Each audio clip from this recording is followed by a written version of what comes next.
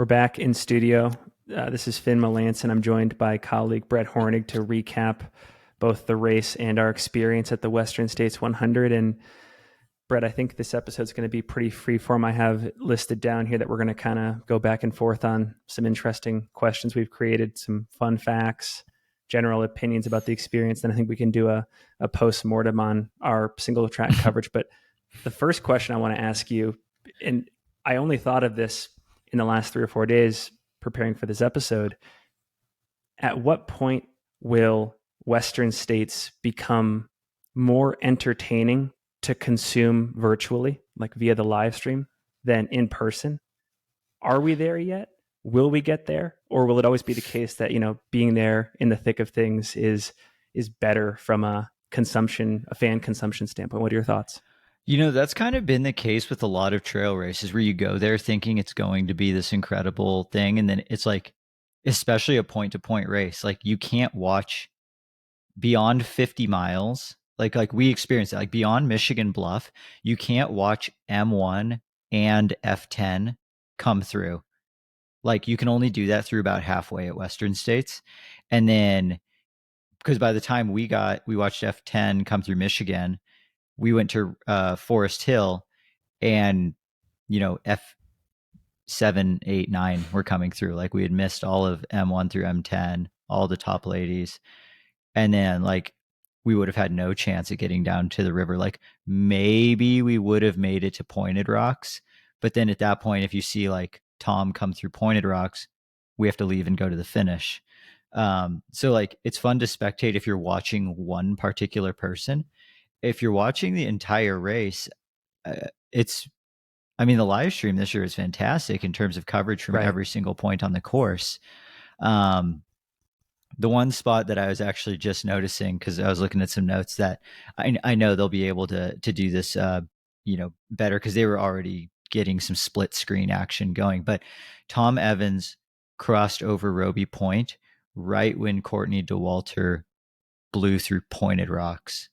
And that got missed on the live stream. Allegedly, she ran straight through it and like didn't stop, which would have means she would have gone from the Quarry Road aid station at mile 90 to the finish in just a straight 10-mile push. And I don't know if anyone at the front of a race I don't know if anyone at the front of Western States has ever done that before. I've never heard of that happen, where you just do the last 12 or 11 just straight up, like just crush through.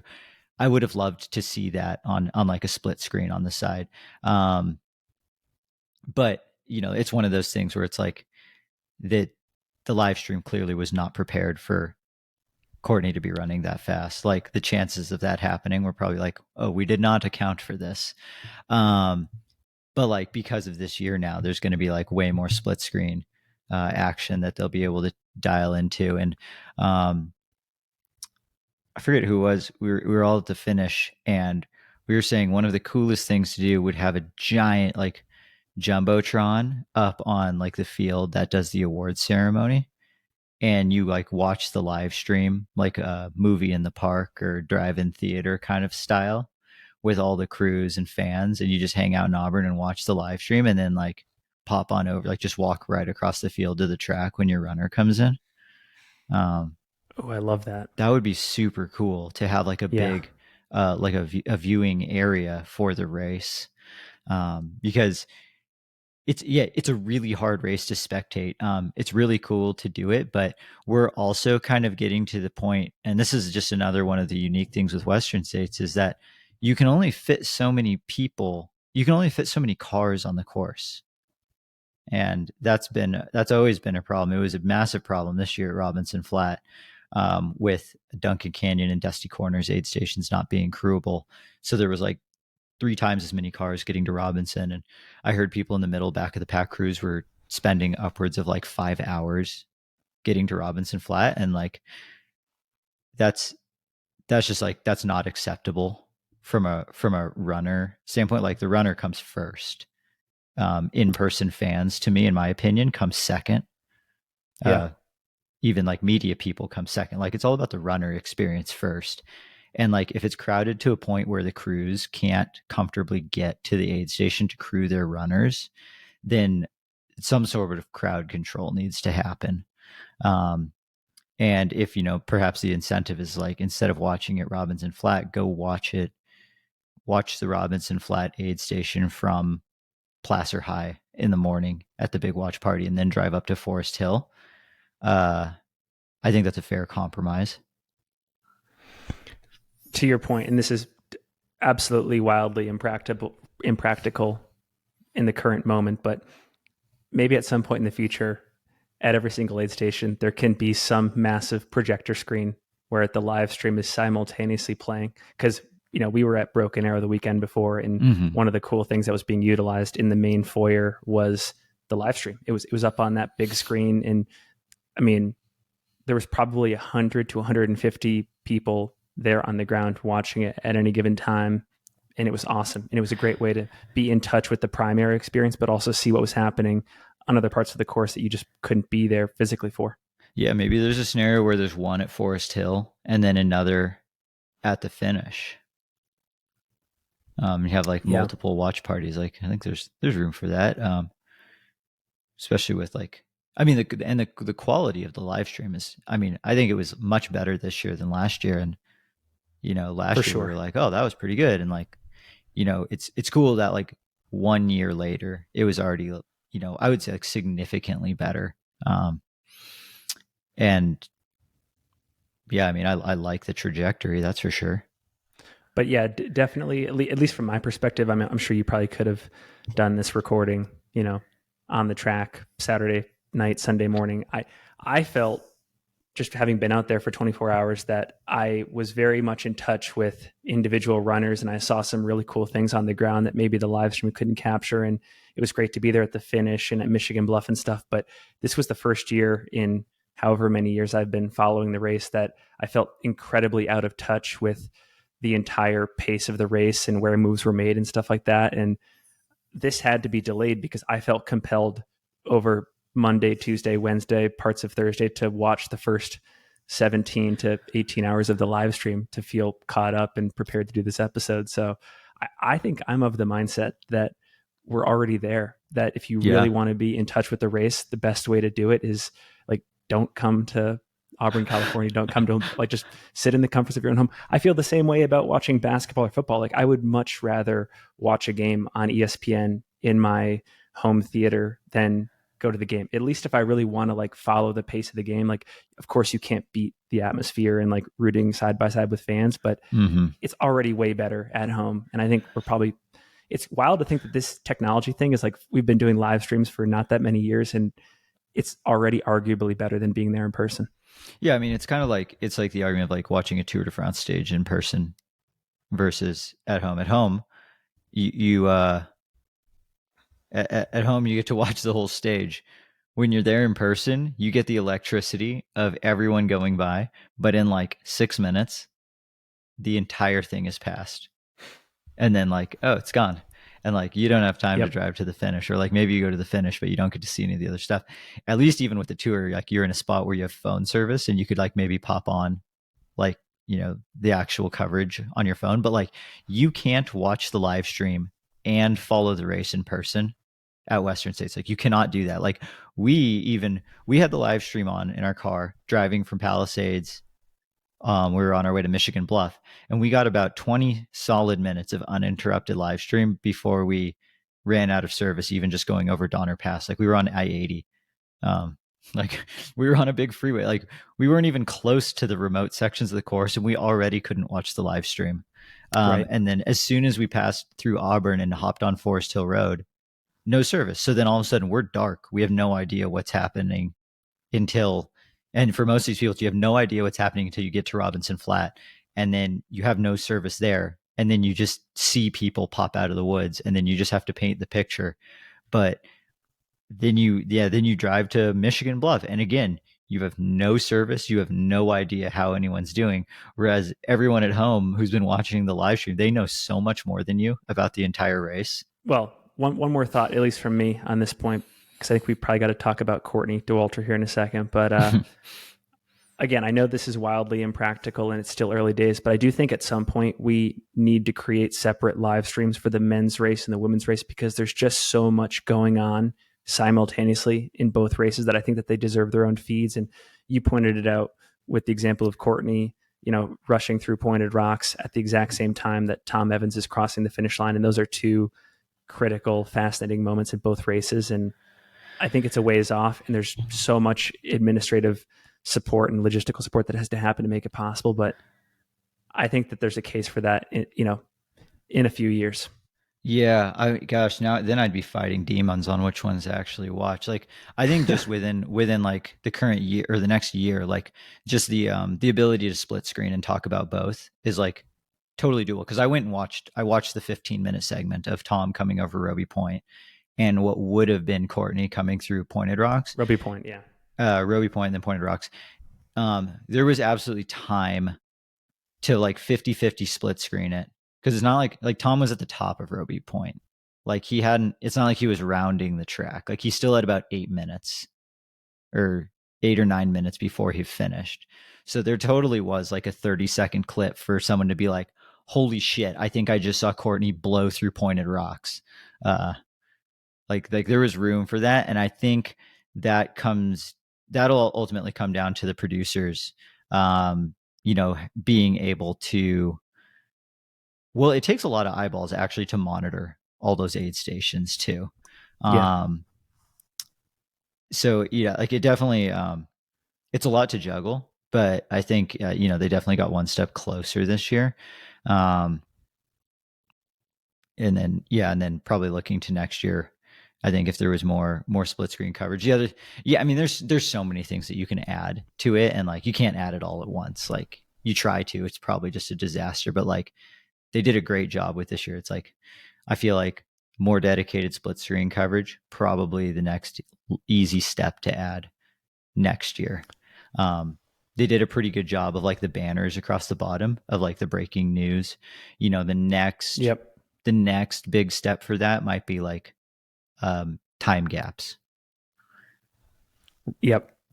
Time gaps at the aid station. The next step after that is like live time gaps with GPS tracking. Like we see that in the tour where it's like the gaps like are constantly always shrinking and growing. You're seeing that in track and field now. There's all the bib numbers in the Diamond League. They have like smart bibs, which actually shows like exactly how many meters they are in front or behind of the person next to them.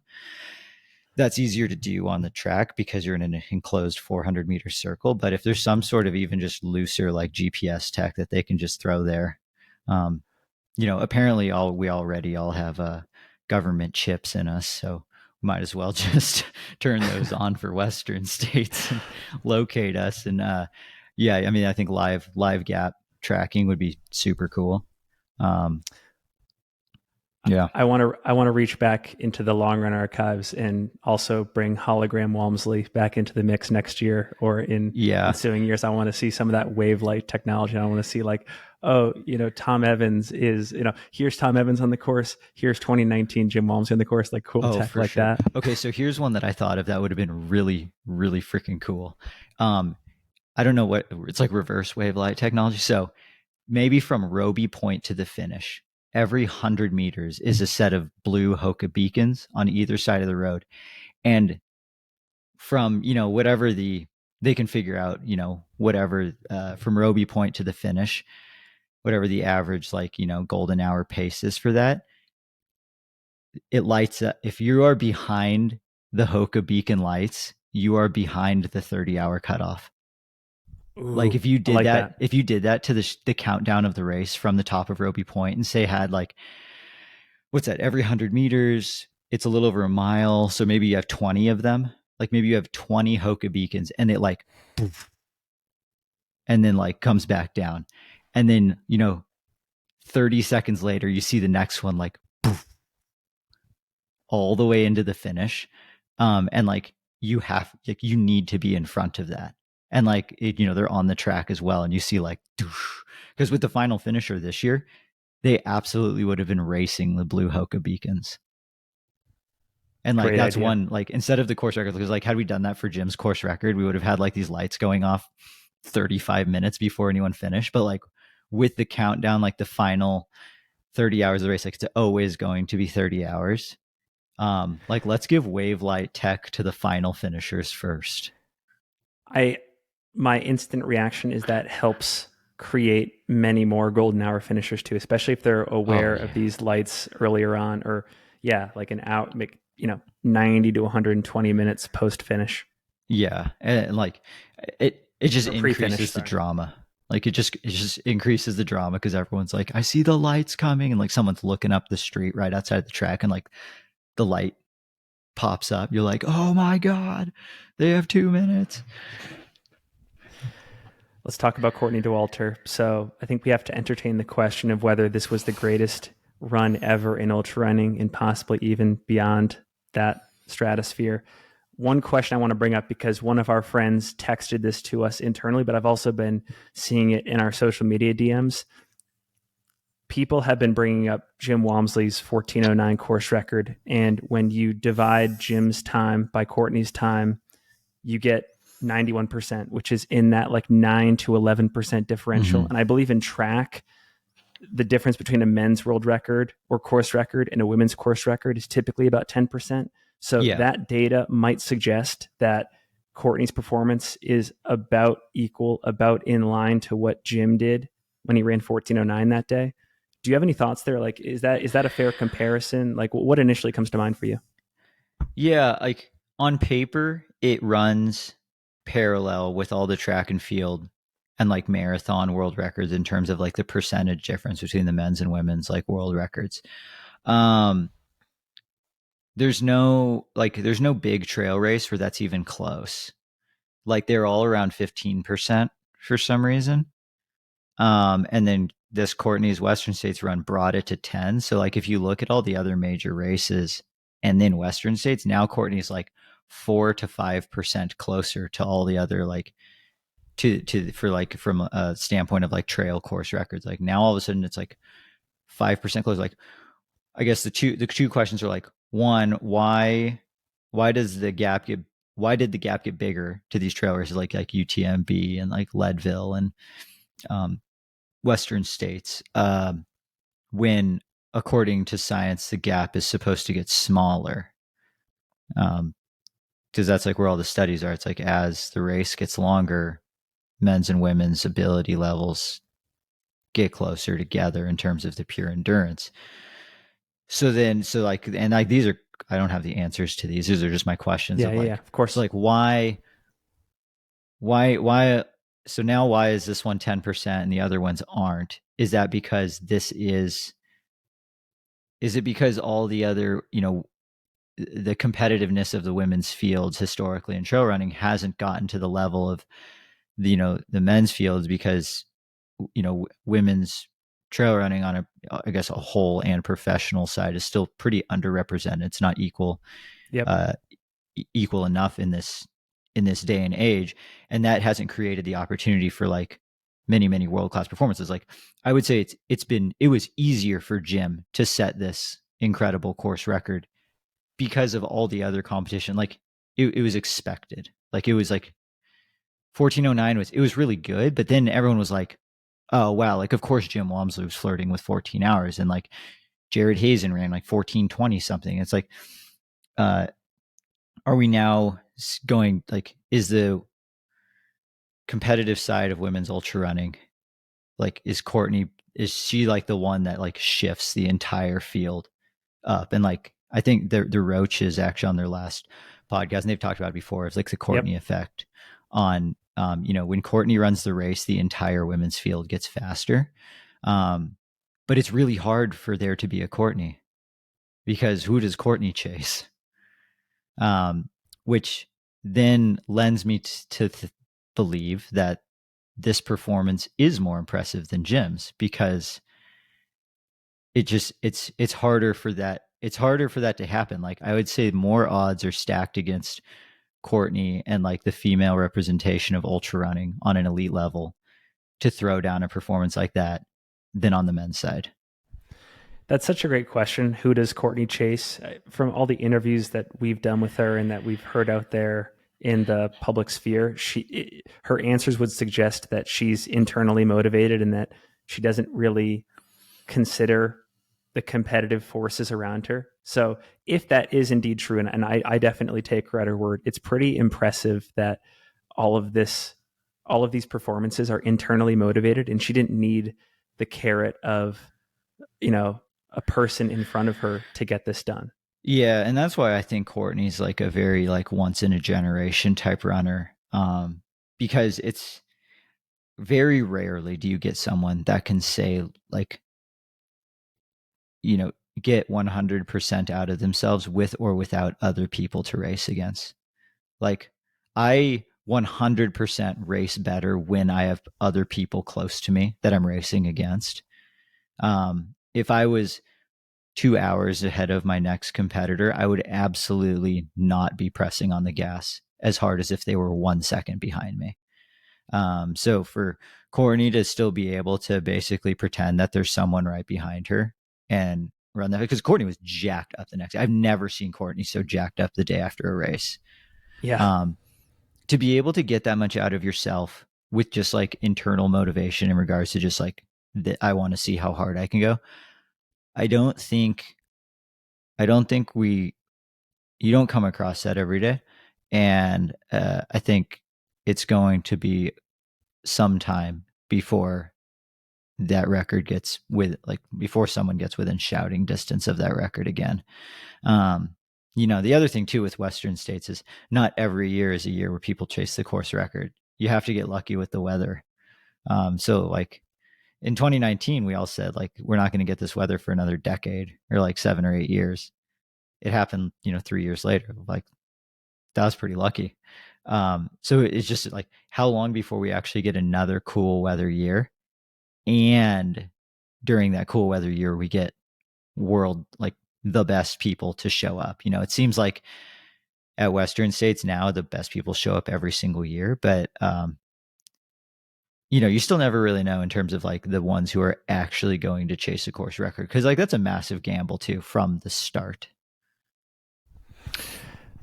One question I have for you, and maybe for the greater audience, is to what extent because you mentioned Courtney dragging the rest of the field along with her, and whenever Courtney's in a race, the top 10, the top 5, just as a function of her being there, races faster. To what extent for the future of Western States do these 16 and 17-hour performances in the top 5 and the top 10 just become ordinary, or just like that's what you have to do in future years to get it done in the top 10?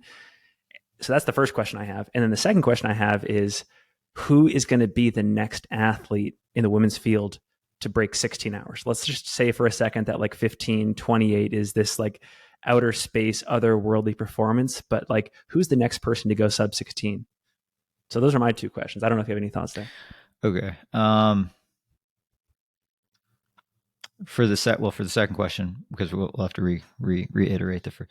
I don't even know if that person who can break 16 hours is running ultras right now. They're born in like 2009. Yeah, or they're doing other things. They saw Courtney at 10 years old on the live stream, like, I'm going to do that one day. I think we see a generation of people like 15 years from now. Like there were so many kids out there on the course that I saw that like wanted to line up to give Courtney a high five on the course. And like the day after the race, like I ended up taking like 3 pictures for people. Like I was just a Courtney's photographer on Sunday, where I was like chatting, and then someone was like, "Can I do a video?" And I was like, "Well, I'll do it." And it was a whole bunch of like, little girls who were inspired by Courtney. Like, I want to get a picture with Courtney. It's like, that's going to be the person that breaks Courtney's course record. We'll see it in 20 years because they have that picture. And I think that is so cool. What was the first question? Well, just to riff off that for a second, Yeah. I feel like Courtney running 15:28 or whatever the exact number was at Western States last weekend is somewhat equivalent to Tony Hawk landing the 900.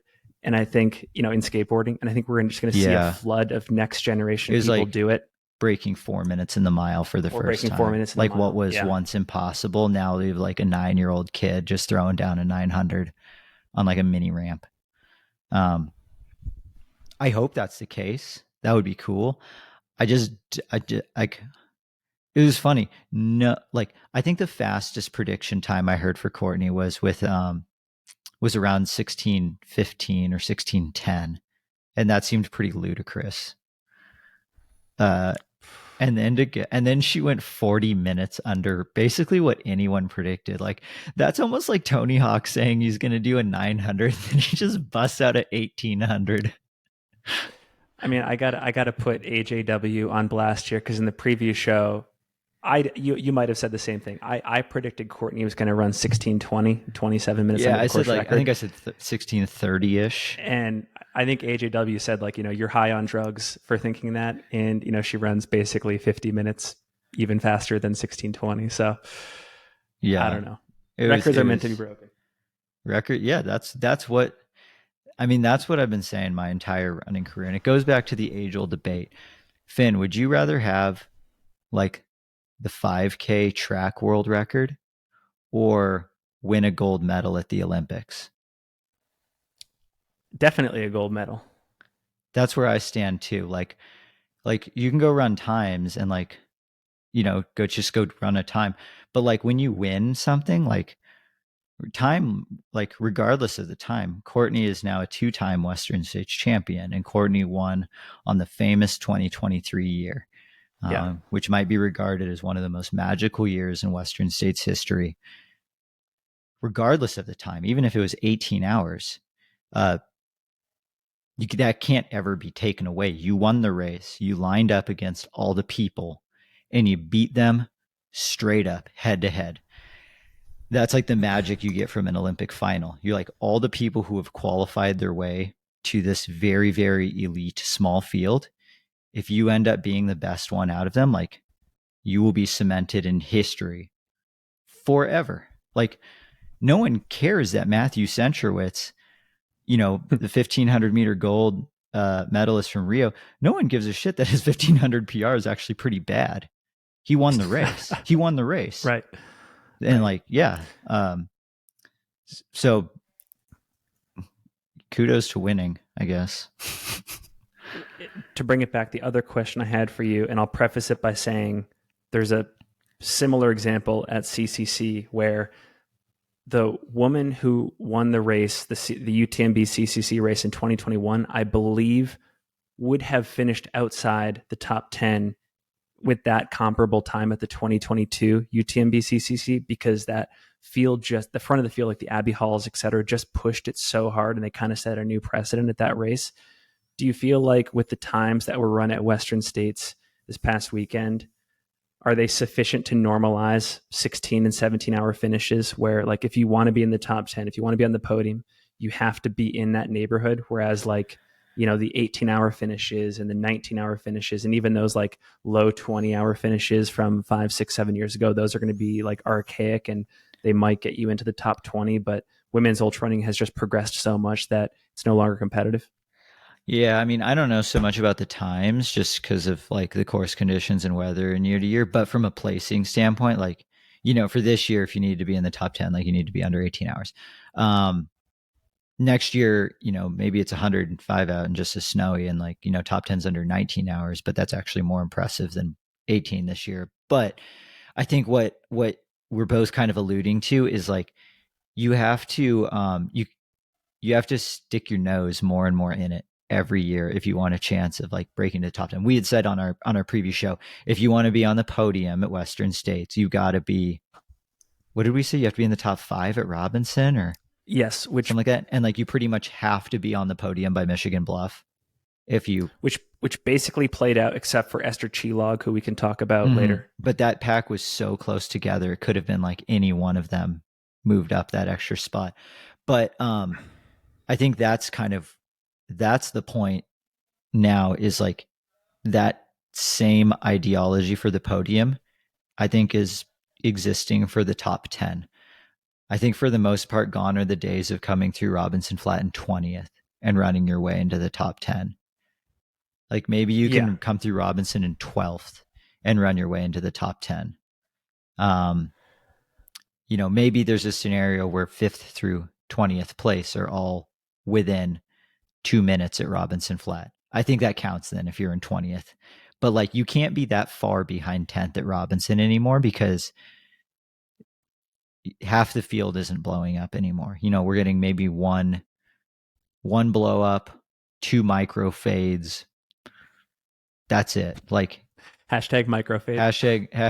hashtag microfade. I mean, Leah was saying that too. She's like, it was crazy how I was like, went out harder, was in like right around 10th at Robinson, and then it was almost impossible to pick people off because they were also just moving that fast in front of me. So then it's like, well, in that case, the only way I was going to finish higher was to start higher. Yeah. And like, I think that's kind of almost, that's just kind of almost where we're at with the race. And that's awesome. Yeah, Aid Station Fireball gave us some great stats about how and where in the mix you need to be at. You know, like you mentioned, Robinson Flat and Forest Hill to be in contention. And I did crunch some numbers, and you might find this interesting. 7 of the top 10 women who were in the top 10 at Robinson Flat maintained that top 10 stance by the finish. The only people that were in the top 10 at Robinson Flat that didn't get there by the end were Heather Jackson, Keely Henninger, who got injured at the river, and Jenny Quilty, who finished just outside of the top 10 and 11th. So you really do have to be in the mix there. And even the spread from like, I think it was 5th place at Robinson Flat to like 14th was like a 10-minute spread. It was super tight. So I think we probably should count the people that were in like 13th being like 15 seconds behind the top 10 as sort of counting towards that stat. But yeah, you had to be in the mix super early. Yeah. And it ended up being the same on the men's side too. 8 of the 10. Hearing some like recaps from like Tyler Green, he was pretty much right around the podium all day. And that was very abnormal for him, but he knew like with where the competition was, he just like you got to risk it for the biscuit a little bit. And hope that you're not the one that blows up. Interestingly, I mean, we saw Jeff Colt run what looked like was pretty aggressively, coming through Robinson Flat around, what was he, like 9th or 10th? And then make a big hard push, medium hard push through the canyons, and then a really hard push from Robinson Flat through the rear. Okay, Jeff Colt was 7th at Robinson Flat, 5th at Lion Ridge, but there's a big group there, 8th at Red Star, 7th at Robinson Flat, 4th at Green Gate. 4th at Green Gate, ran all the way up to 4th. But the amount of energy that he had to expend surging to get by people, it's not an answerable question, but I wonder, like, if he had just kept the overall effort a little bit higher but steady from the get-go instead of like easy and then ramping up a little bit too hard, because he said as soon as he passed Green Gate, the pop was gone and he started vomiting everywhere. But it's like, what if he didn't have to try nearly as hard from Forest Hill to Green Gate, but that effort he expended a little bit earlier in the race and stayed like steadily a little bit hard? Like that's kind of what Tyler Green did. And then it ended up with a second. Kind of going back to the point of like, it's really hard to move up the top 10 a significant amount now with how little everyone's slowing down. One thing that I heard secondhand that I've come to appreciate, I've typically thought of runners coming up on other runners, sort of closing a gap, maybe even overtaking, as being this super demoralizing moment for the runner that had been in the lead. But I think in the case of Jeff coming up on Anthony Costales around Green Gate, I actually think that maybe lit the fire even further in Anthony and got his competitive juices flowing, which is, by the way, impressive that 80 miles in, you can still be thinking in those terms as opposed to suffering and just trying to survive. Like, I actually think that, if we're like deconstructing that move that Jeff made there, maybe it was a little too early, and maybe that was exactly what Anthony needed in that moment to press hard and focus more on Tyler in front of him as opposed to just like surviving on that climb.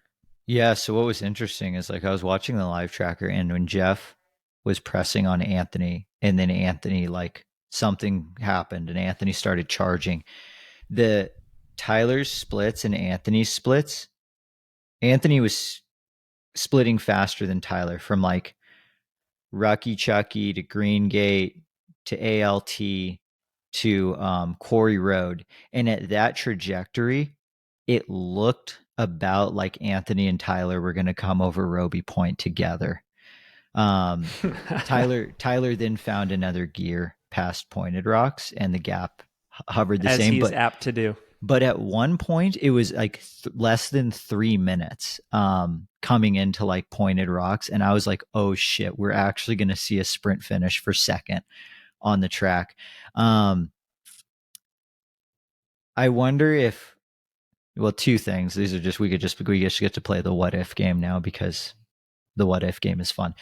If Jeff doesn't blow up and continues to press Anthony like right behind him, do they catch Tyler Green earlier, like soon enough, where then like, because I think the Tyler stayed far enough away from Anthony where Anthony wasn't able to like tap into one more gear, you know, because it was like 3 minutes, 4 minutes.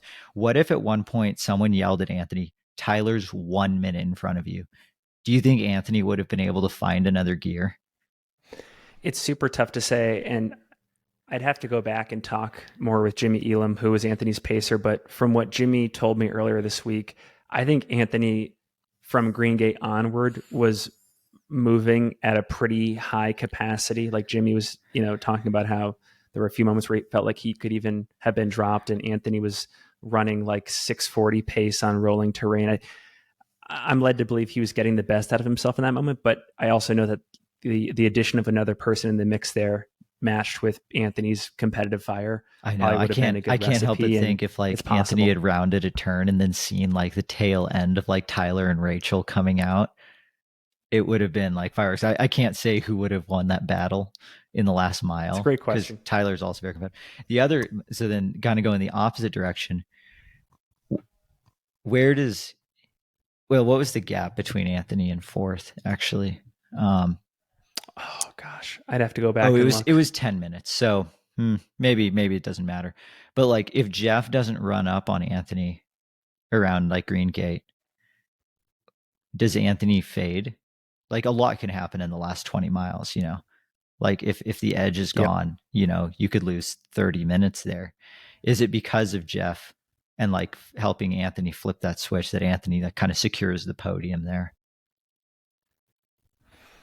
If we can, I would love to talk about what kind of win this was for Courtney, as well as what kind of win this was for Tom before we get into maybe the meat of the men's and women's fields. I took some notes on Courtney's win. So again, Aid Station Fireball gave us some really cool data about historically where races have been won in the past. I think on technicality, this was a high country win for Courtney, like similar to what Stephanie Howe did back in 2014. Was it a wire to wire? I view it as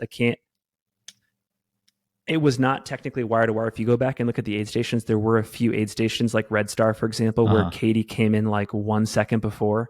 Okay. I personally consider this to be a high country win, which is interesting because a lot of the most recent women's field victories at this race, you look at Courtney herself back in 2018, Magda a few years before that, Ruth Croft last year, they've all been high country wins. There was like at most from like before last chance, there was at most a 1 minute gap between Katie and Courtney. Where she really started to create separation was after that last chance aid station. So I'm considering this a high country win. Yeah. What are your thoughts there? I agree. Yeah. I just pulled up Courtney's splits on Ultra Live and Red Star Ridge place 2. Yeah. Not a wire to wire win. Yeah. It does not say ones. Not a wire to wire. There's a 2 there. Courtney was not winning at mile 15.8 according to ultralive.net. But I would agree. It was a high country win. I think if Canyons win. I think it was a high country win. Well, she technically took the lead there, but where she got more than a minute of separation wasn't until like after last chance. Yeah. Like there was like 30 seconds to 60 seconds of separation in those high country aid stations. So I guess technically it was a high country win, but I think because of that ever so slight injection of pace, like had they come through Robinson 5 minutes slower, I think that gives Katie a much longer chance to survive through to Michigan Bluff or like Last Chance or Devil's Thumb. But I think because Courtney was the one leading Katie in and out of Duncan Canyon and Good point. Robinson Flat. I think it was at that point Courtney was like leading and Katie was hanging on. Yep. Okay. But Good then point. and then it became like a, you know how like when we watch like football, the quarter one through quarter four win percentage, how it changes, and then there was like, Yeah. I mean, there was that one Sunday night football game of the Chiefs and the Rams when it was like 500 to 500 and the win percentage just kept going. I feel like Courtney's was probably like over 50%, probably like 60 or 70% at Robinson Flat. And then I feel like by Devil's Thumb, it like already went up to like 99. Yeah. Yep. But like a So Red Star, it was probably Courtney and Katie was probably 50-50. Um, when when did Tom Evans lock that like 99% win percentage? so Dakota actually exited Forest Hill first. I know that they had been doing a lot of battle there in the canyons, and when they got, I think we had heard on the ground that Tom was desperately trying to do a shoe change at Yeah, I one have of some good those. insight on that. Good insight on that. So let's talk about that in just a second. But in Dakota actually exited Forest Hill first. So this Mm-hmm. was on paper a Cal Street win for Tom Evans. Yeah, like I think that's where Tom Evans shifted the win percentage over 50%. Um, but like with where Tyler was, like I don't know if Tom hits that like 99% until like after Pointed Rocks.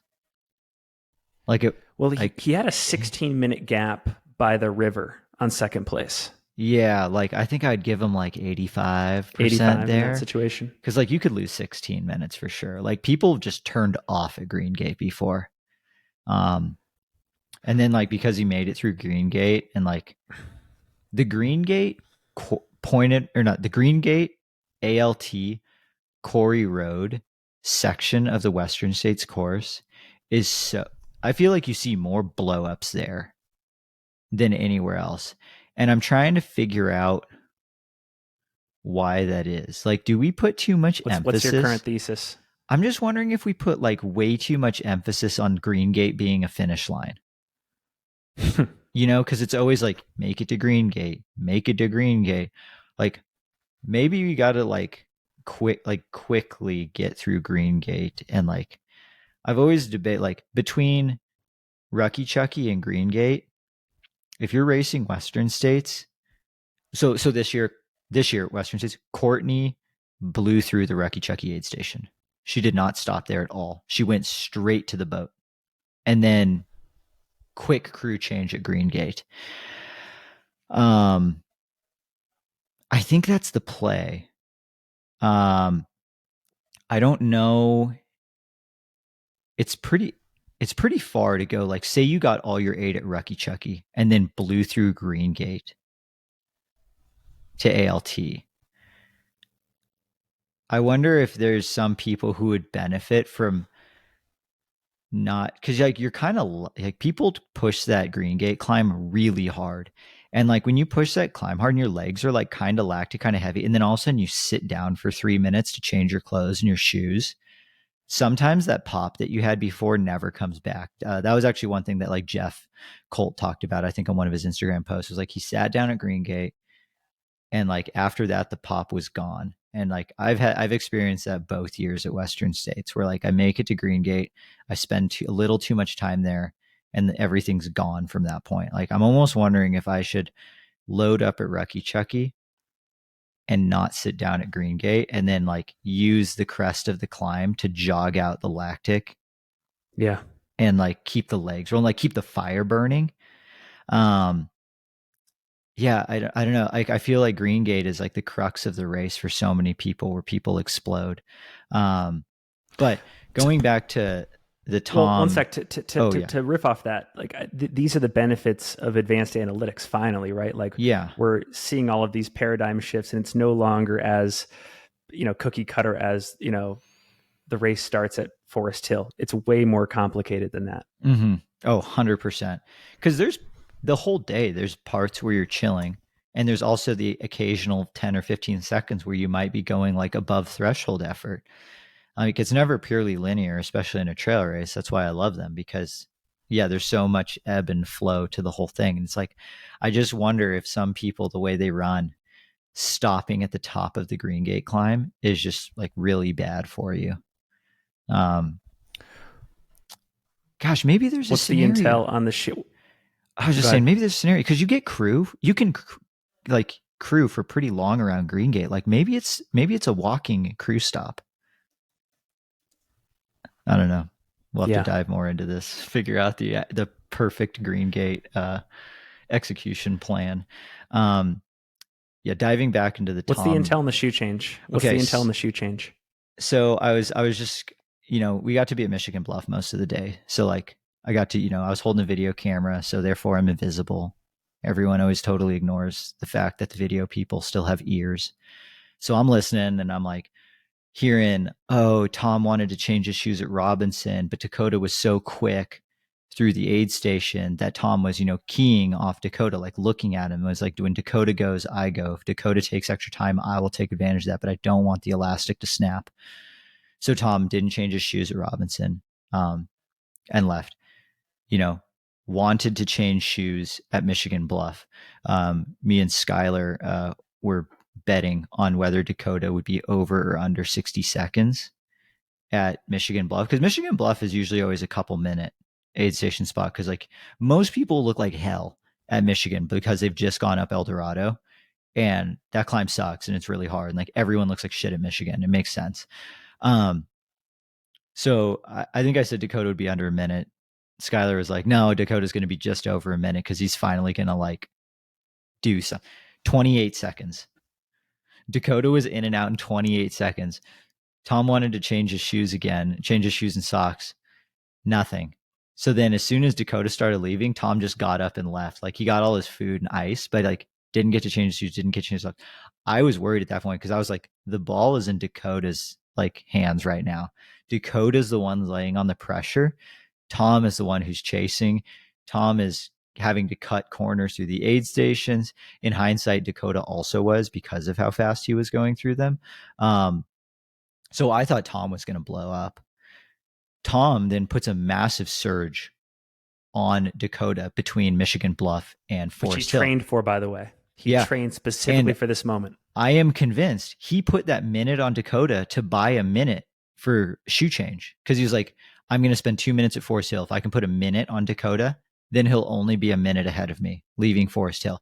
So like, that's why we saw Tom pop out of Bath Road first.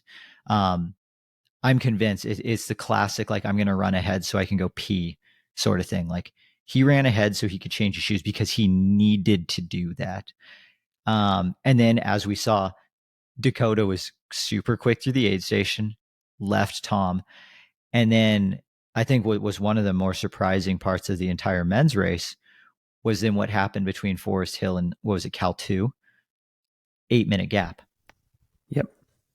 Which, well, yeah, gotta say one thing before that. One of the best quotes of the entire day, overheard on the live stream, Dakota saying, I am actively trying to break Tom. That is commentary in the moment, race intel gold. Yes. Absolute gold. Yeah. And you could see it. You could see it on the live stream. Like Dakota was absolutely trying to break Tom. Going back, I love playing the what if game. So Dakota was leading Tom up both of the canyons, setting the tempo. And Dakota did that in the middle part of Hard Rock last year too. Dakota didn't do that at Javelina. Of these 3 races, the one that he won was Javelina.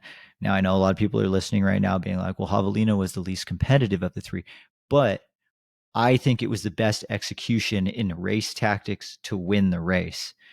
What if Dakota, he knows his strengths are in the mountains. So like clearly it makes more sense to try and break Tom in the mountains, in the canyons.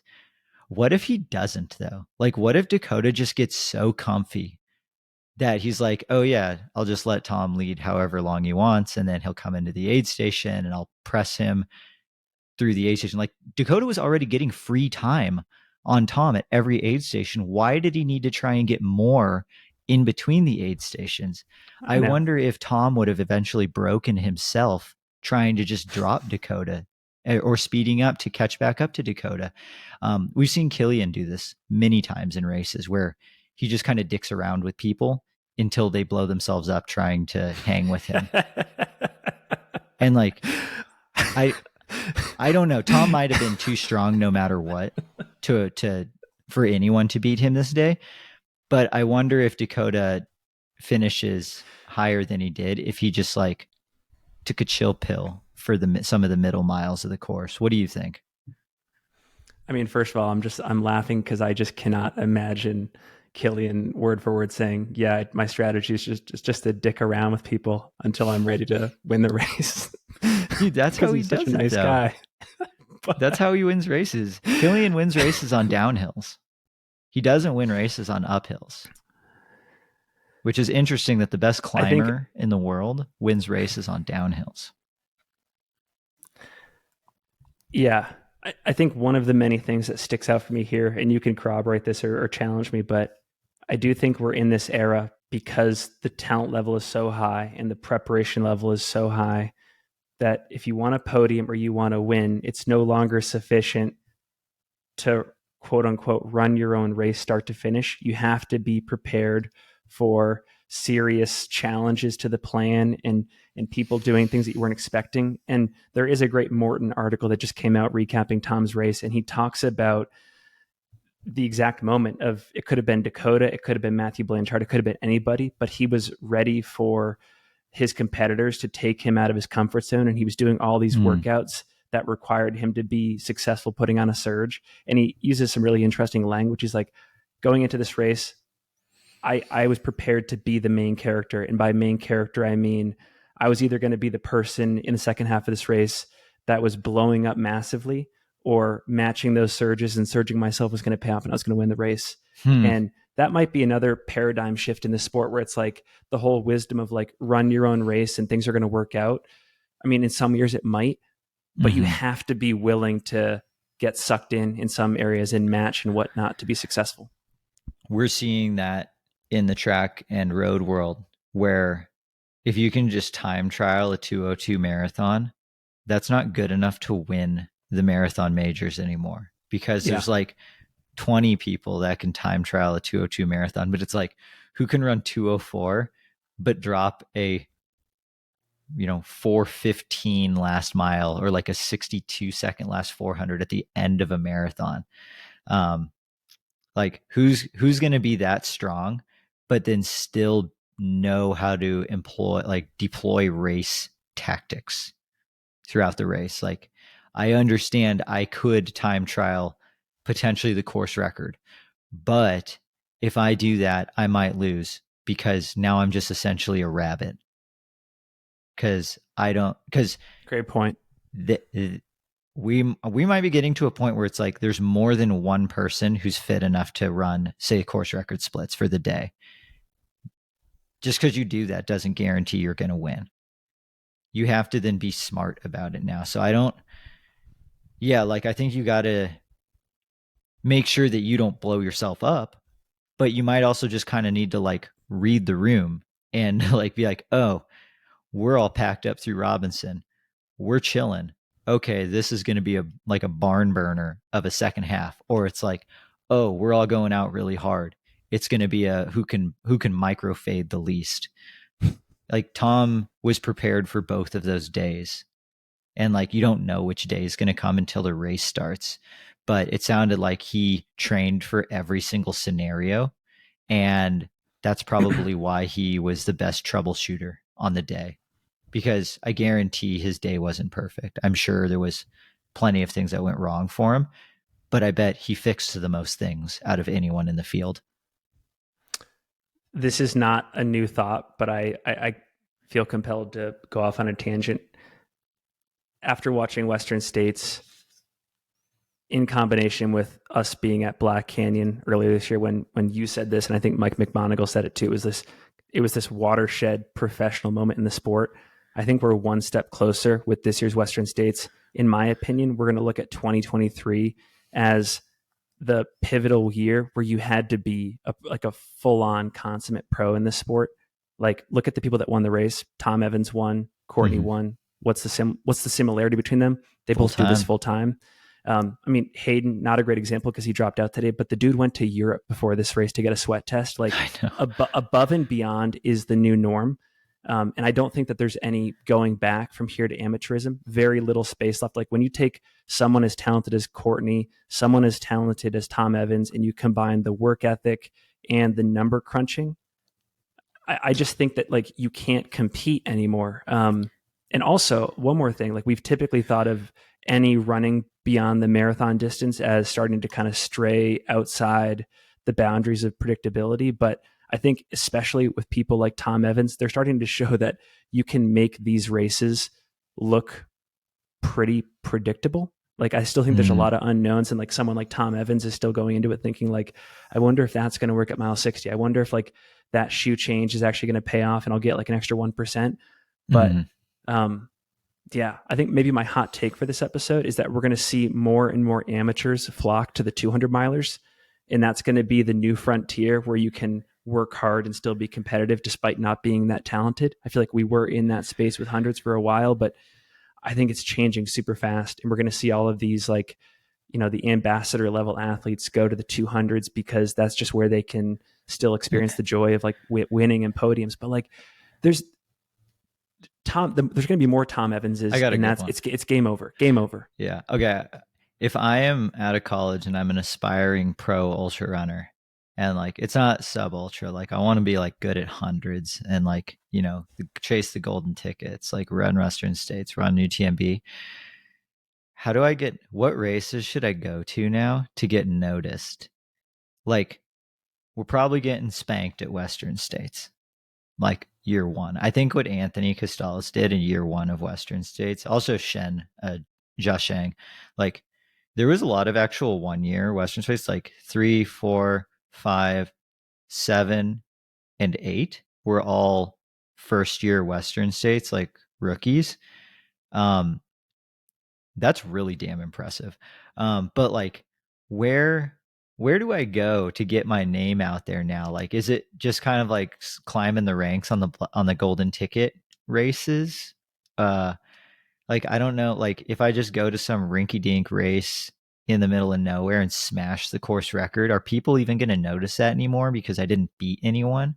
Or do I have to go and just like assert myself in the mix at Black Canyon for as long as possible, maybe fade a little bit, and then someone's like, oh, well, maybe if they had that little extra support, they'd make it all the way to the finish. Like, I'm wondering what the roadmap looks like for becoming a quote unquote pro now looks like. It's a great question. With like what seemingly looks like the gap between professional and amateur getting bigger. This is going to be a totally self-serving, self-important answer. And I really, truly don't mean to frame it that way, but I think that they have to go to races that have a combination of media coverage and competitiveness so that when they win, their story gets told. I think that's probably two very important pieces. And then, yeah, like, unfortunately, there's like the social media aspect as well. We're like, Jim had Mike Hermsmeyer, Mike with a Y. That's what we always called him. The ultimate hype, like the OG hype man for like building Jim Walmsley's street cred. Because like Jim wasn't really doing it himself, which like fair.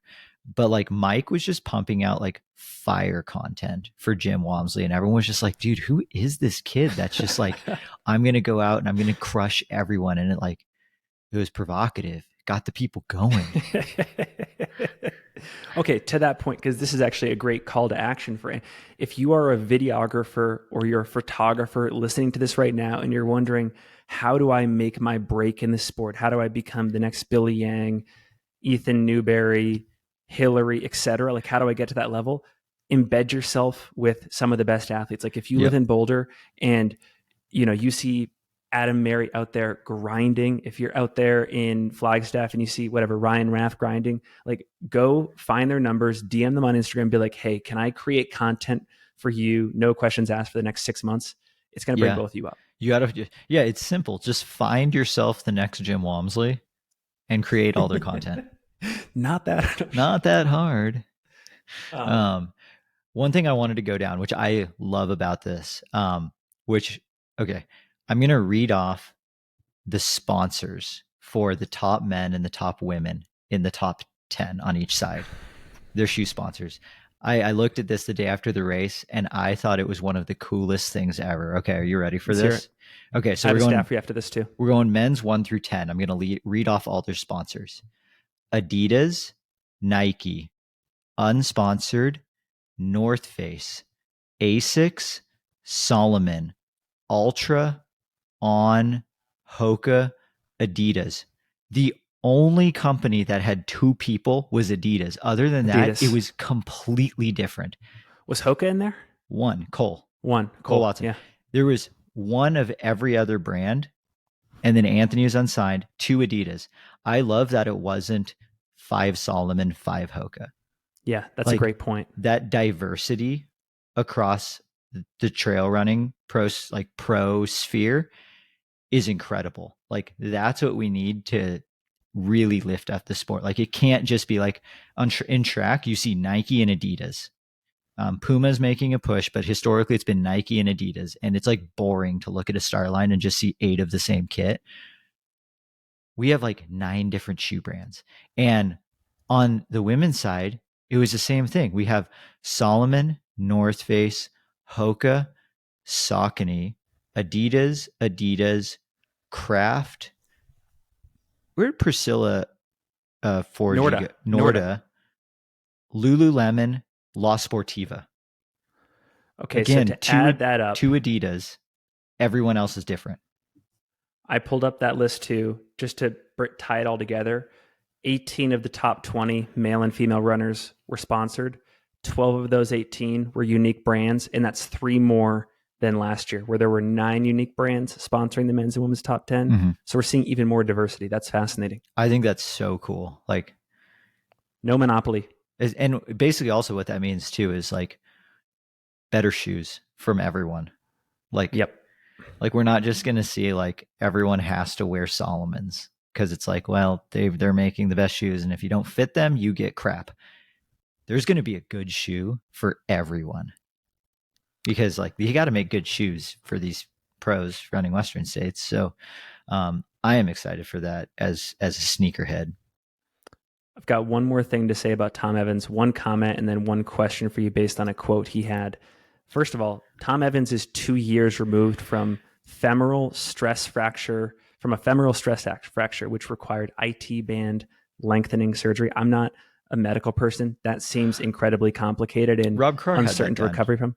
Rob Carr too. When Rob Carr blew up his knee before his last Leadville win, when they went and operated on his knee, they also lengthened his IT band, which was like a compensating problem. But like that does not sound like that. I think that recovery took Rob out longer than the actual knee reconstruction because they have to like, I forget what is the cadaver and IT band. Like he's just got some dead dude's IT band at the bottom. Like he got like an inch or a centimeter of IT band from someone and they just got to like stitch it up and grow it back together. Like they can't be comfortable. You got to have professional sports people working on you to do that. Yeah. Like I want to know who his surgeon was because I bet they've worked on some of the top pro athletes in the world because I would be shocked if Tom Evans had anyone other than that working on him because Tom Evans is the ultimate pro. Putting your coaching hat on for a second, I have a Tom Evans quote for you to react to. He says, quote, instead of asking, how do I max things out in training, the mileage, the vert, etc., I'm asking, what's the minimum we need to do in order to achieve the demands of this race, end quote. What are your thoughts there? I love that. I mean, it's all about doing the absolute minimum to get the most out of yourself. Leverage. And I think a lot of people's like knee-jerk reaction to that is like, well, that's a lazy thought.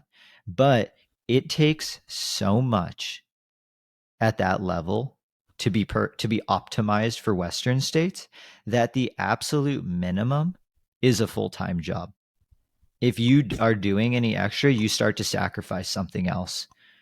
Like I'm convinced that if you perfectly train for Western states, if you overdo it, like you heavily sacrifice something. So I think where Tom's getting at with doing the minimum of everything is that way you get in everything properly.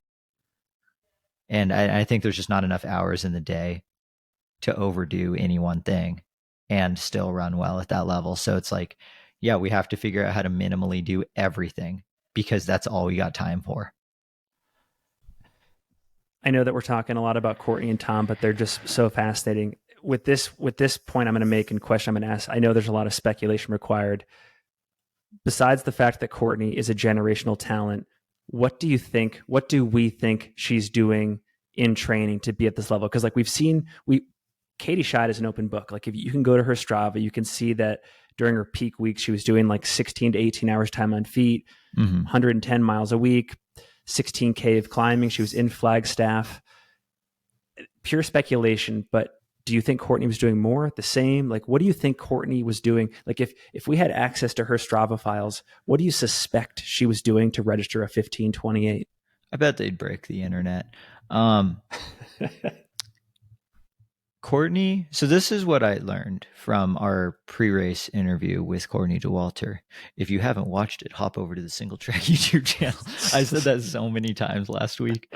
Okay, so this is what I wouldn't say I learned, but this is what I theorized after Courtney's interview and actually getting to talk, because I'd never met Courtney Dauwalter before. And I believe that all of her answers are very genuine.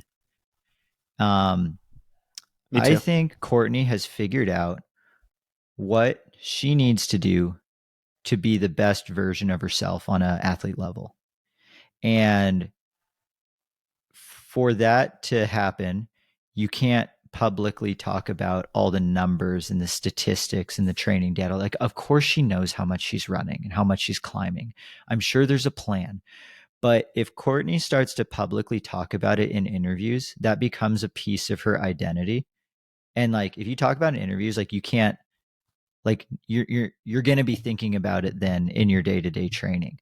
I think Courtney is very good at putting the blinders on, of only focusing and doing a very good job of focusing on the things that she knows she needs to focus on to be the best version of herself as an athlete.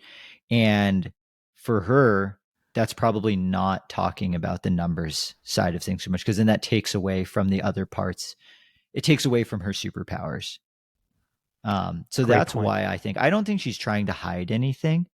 I think it's more that, like, for Courtney's sake, Courtney knows I don't need to waste my time. I don't need to waste my brain space talking about these sorts of things. She keeps it internal. Same way, like most professional sports programs, they keep their training internal. I have no idea what like the top wide receivers in the world are doing, like within I was going to say the Raiders, but I don't top. Do they have top anything right now? But that's for a different episode. Maybe Finn and Brett will do some NFL analysis later on this fall. But they keep all that stuff pretty close to the chest because they don't want, reporters hounding the players with questions about, were you doing this? Were you doing this? Like occasionally you see the Instagram reel of like Nick Chubb squatting 900 pounds. Like that's pretty cool. But like we also see the occasional Instagram reel. Point. We also see the occasional Instagram reel of Courtney being like, I repped this hill until I hit 10,000 feet today. I don't think she did that for the gram. I think that's probably just a pretty normal part of her training.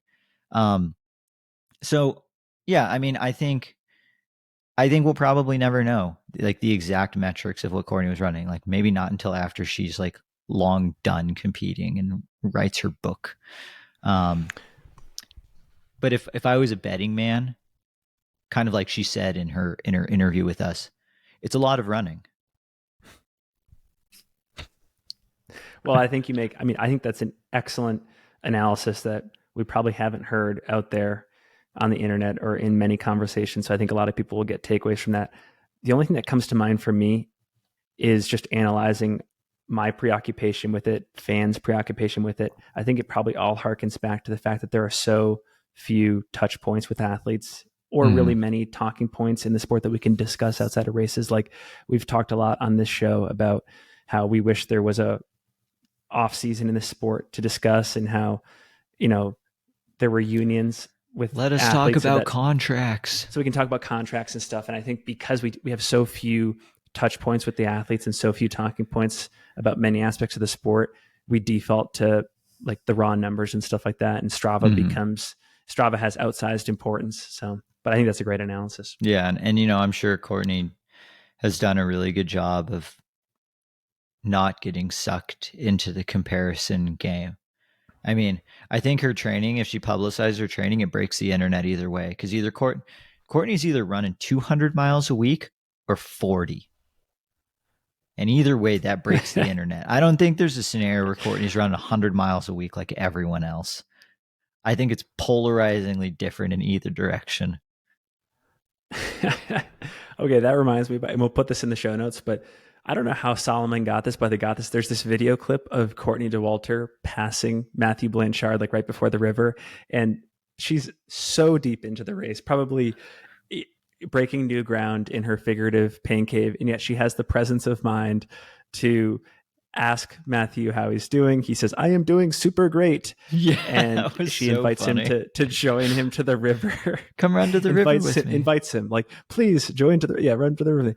And we'll link to that. But it just like further, I can't even say mythologize because we actually saw it in real time happen. Yeah. Her mindset in the midst of these races, deep in the races, is impressive. Toxic positivity. Does not have a try hard face, at least not in those moments. I know there's moments in the trail where Courtney is straight faced, like tunnel visioned, focusing on one thing and one thing only. Like I know those moments exist. And I would, if there was ever an opportunity to do like a deep dive with Courtney on like just the psychology of staying in the pain cave, because we've all entered the pain cave before. But like the farther you go into it, the easier it is to just immediately exit. You know what I mean? Like I always find myself like there's like every once in a while you have a great workout or a great race where you're like, wow, I didn't look at anything other than or think of anything other than what was in front of me the entire time. But like so many times when you get tired, your mind starts to drift like, oh, this kind of sucks. I wonder what so-and-so's doing. Like your song gets stuck in your head. You're not in the pain cave anymore.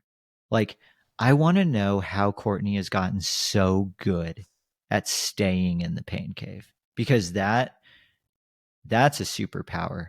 Being able to, you know, a lot of people will call it the flow state. Courtney calls it the pain cave.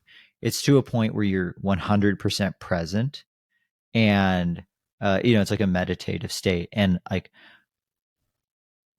it's really hard to get to that point.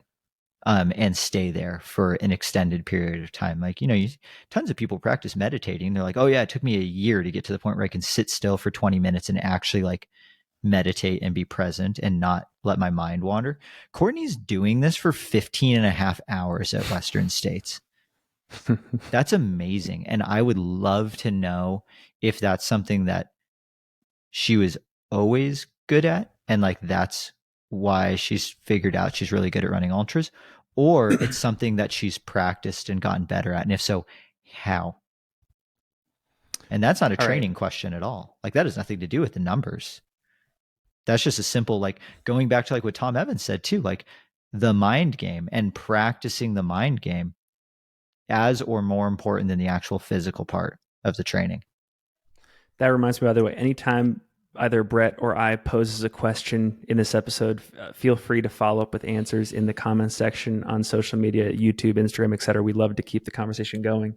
All right, Brett, I have three stats that I want to rattle off to you. You can latch onto any one of them. They're mostly international in nature. The first one, Tom Evans ran the 4th fastest time ever on this course. It would have been a course record before 2018, and he's the first European man to win since Kilian.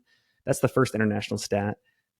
Another one, there were 5 international runners in the men's top 10, 5 international runners in the women's top 10, if you include Katie Scheid. So anywhere from 45 to 50% of the collective top 10 was international. And if you compare this to the stretch between 2010 and 2015, for example, there were some years where there were none, and it typically hovered between 5 and 20%. So that's fascinating to me, the increasing internationalization of these top 10s. The last one I have for you is this is not quite international, although Ida Nielsen is.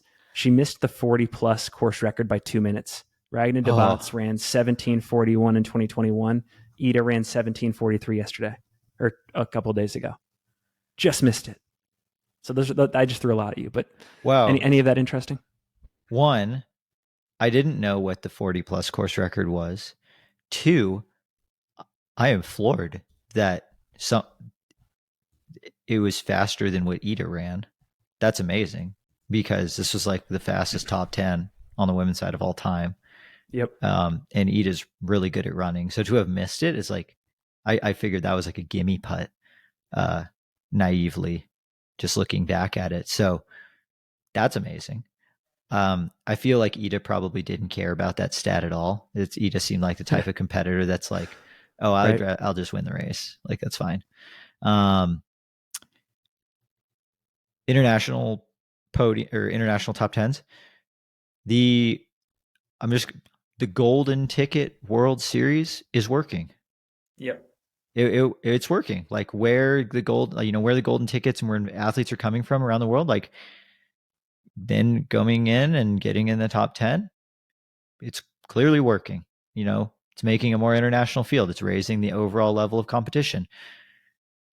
I guess let's continue to have more international golden ticket races, especially considering that we saw M1 and M6 come from UTMB, and F2, F3, F4. No, 3. F3 F2 as well. and F3 came from UTMB. We gave UTMB a lot of shit for being a golden ticket race. We really did. We were like, that makes no sense at all. And look at that. Booking dates for my apology tour next week. Look at that. They actually proved us all wrong. So now, and then what did they go and do? They changed it to CCC. Which totally redeemed themselves. Now it's like, well, clearly UTMB as a golden ticket race worked. Now they changed it to CCC. Do you think, at least in my mind, that seems like a better golden ticket race? Yeah. But I mean, we were clearly wrong the first time. So is this going to be a better or worse golden ticket race, or does it not matter? By the way, just saying one quick thing about Esther Chilog, who finished third. She ran the 4th fastest time ever. And Katie Asmuth, who finished in 4th at this race, was just inside of Ruth Croft's winning time last year. She ran the 5th fastest time ever. So I know this is out of place, but what a fast women's race. So fast. And like, it was chaos. I mean, it was organized chaos, but like, from a fan and media standpoint, it was chaos. Like, when I was out there trying to film the aid station transitions at Michigan Bluff, it was chaos, because we had like F3. No, it was at one point, Esther, Katie, Emily, Taylor, and Ida were all at Michigan Bluff at the same time. And they all came off the trail, and then they all just split. And like, they're all in their crews, and then just leaving one by one. And it was so hard to figure out who was where and what was going on. And then we had like the Priscilla, Leah, Megan, Jenny group all come in as a 4 to Michigan Bluff. So like, it was really cool to see how grouped up the women's race was. Yeah. And I'm going to call Michigan Bluff, like, for historically for the women's race, like, it was really amazing to see how grouped up it was that late in the race. And like, it stayed like that all the way through to the finish, really. A slightly different topic, although we could weave it into the women's race. It seemed to me like there were very few DNFs in this race. So the notable DNFs I have are Heather Jackson, Keely Henninger, Camille Herron, Hayden Hawks, and Zhao Jiaju. Apologize for the mispronunciation. Really only 5 significant DNFs in this race. Does that number seem low to you? And I guess it's a leading question, because I'm asking you, because it is, like, what do you attribute that relatively low DNF rate to? Do you think like this is the first of many years where runners are getting smarter and they're coming in more prepared, and I mean, even with people like Dakota Jones, like he faded hard, but Mhm. still finished. I think a big factor in the low DNF rate was the weather. Like it was 80, which is hot for racing. Like racing in 80 degrees sucks, but you're not going to die. Like 100 degrees, 105, if you overheat and you like pop, whoops, dropped my pen. 105 and you pop, it's like a the death march percentage goes up a lot. The actual like what's going on in the body when you strip it down to things of like we got to keep the brain alive when it's 105 out and you've been racing that hard, that leads to many more drops than 80 degrees. So I think weather was a massive factor. I mean, I think we had one of the highest overall finisher percentages of all time, if not the highest. I think the only other time that might have been higher was the 1983 snow reroute year. I think we might actually even have video footage of that from the village when we were watching the live stream with Craig, which was hilarious and awesome. Great moment. But I think it's a combo of weather and people just being better trained for the race, and just kind of knowing what to expect. The race is more public than it has ever been in regards to what you need to do to succeed at this race, with the live stream and training being public, and like just seeing like, oh, so and so did this and then they ran a good race. um I'm not saying that it's figured out, but it's much more figured out than it was even 5 years ago. This is really interesting, and I only saw this 2 hours ago. So prior to 2 hours ago, I think I would have agreed with you in lockstep. But there's an article that just came out on I Run Far. Mallory Richard, who I love her writing, she's got like this great data science column there. She has this article about just like the temperatures at Western states. She does say in the article that we can't confidently say there's a strong correlation between hotter temperatures and lower finisher rates. Mm-hmm. It could be a constellation of variables. I think that's interesting to consider as maybe another thing where we just have more data in front of us and we're finding out new sources for why people don't finish Western states. Yeah. Yeah, I know. That's definitely something that I think would be really cool to do a deeper dive in. Um, like, what about the temperature relative to overall finisher rate and the temperature relative to overall elite finisher rate? Like Ooh, when you're yeah. racing, like I'm not saying that people in the middle and the back of the pack aren't trying as hard as at the front. Like I still believe that if you're a 29-hour runner and you have to run 29 hours to finish the race, I think that's harder than winning the race. Like Yep. you're out there for 29 hours. Like, but when you're at the elite side of the things and like finishing the race is of course a goal, but it's a little bit more of an expectation. And you're now like, it's your choice to make it harder. I think that's where the weather really comes into play, in terms of like the show up or blow up rate. I guess primarily the blow up rate, because yeah, like when it's like when the temperatures are above what your body's like normal operating temperature is, things start to get pretty wonky. Mm. Um, and that's for lack of a better term because I'm not a scientist. But when you get above that point, like shit gets weird. All right. Two questions here to choose between. I want to cover both, but pick one. Were there any runners either in the men's race or women's race that you had higher expectations for that didn't quite have the day they should have had, or any surprise finishes, people that kind of shocked you, like you saw them on the podium or in the top 10 and you were like, wow, that person put together, in my mind, a surprisingly fantastic race? Two, but it wasn't pre-race, it was like mid-race where my expectations for them changed. So, not too long ago I just said like everyone looks like shit at Michigan Bluff. There was two people that looked like particularly bad at Michigan Bluff that I was like, oh, I don't know if they're going to finish. But then they did not fade or they moved up. And that was Daniel Jones and Ryan Montgomery. Yes. Like both of them had some moments at Michigan Bluff.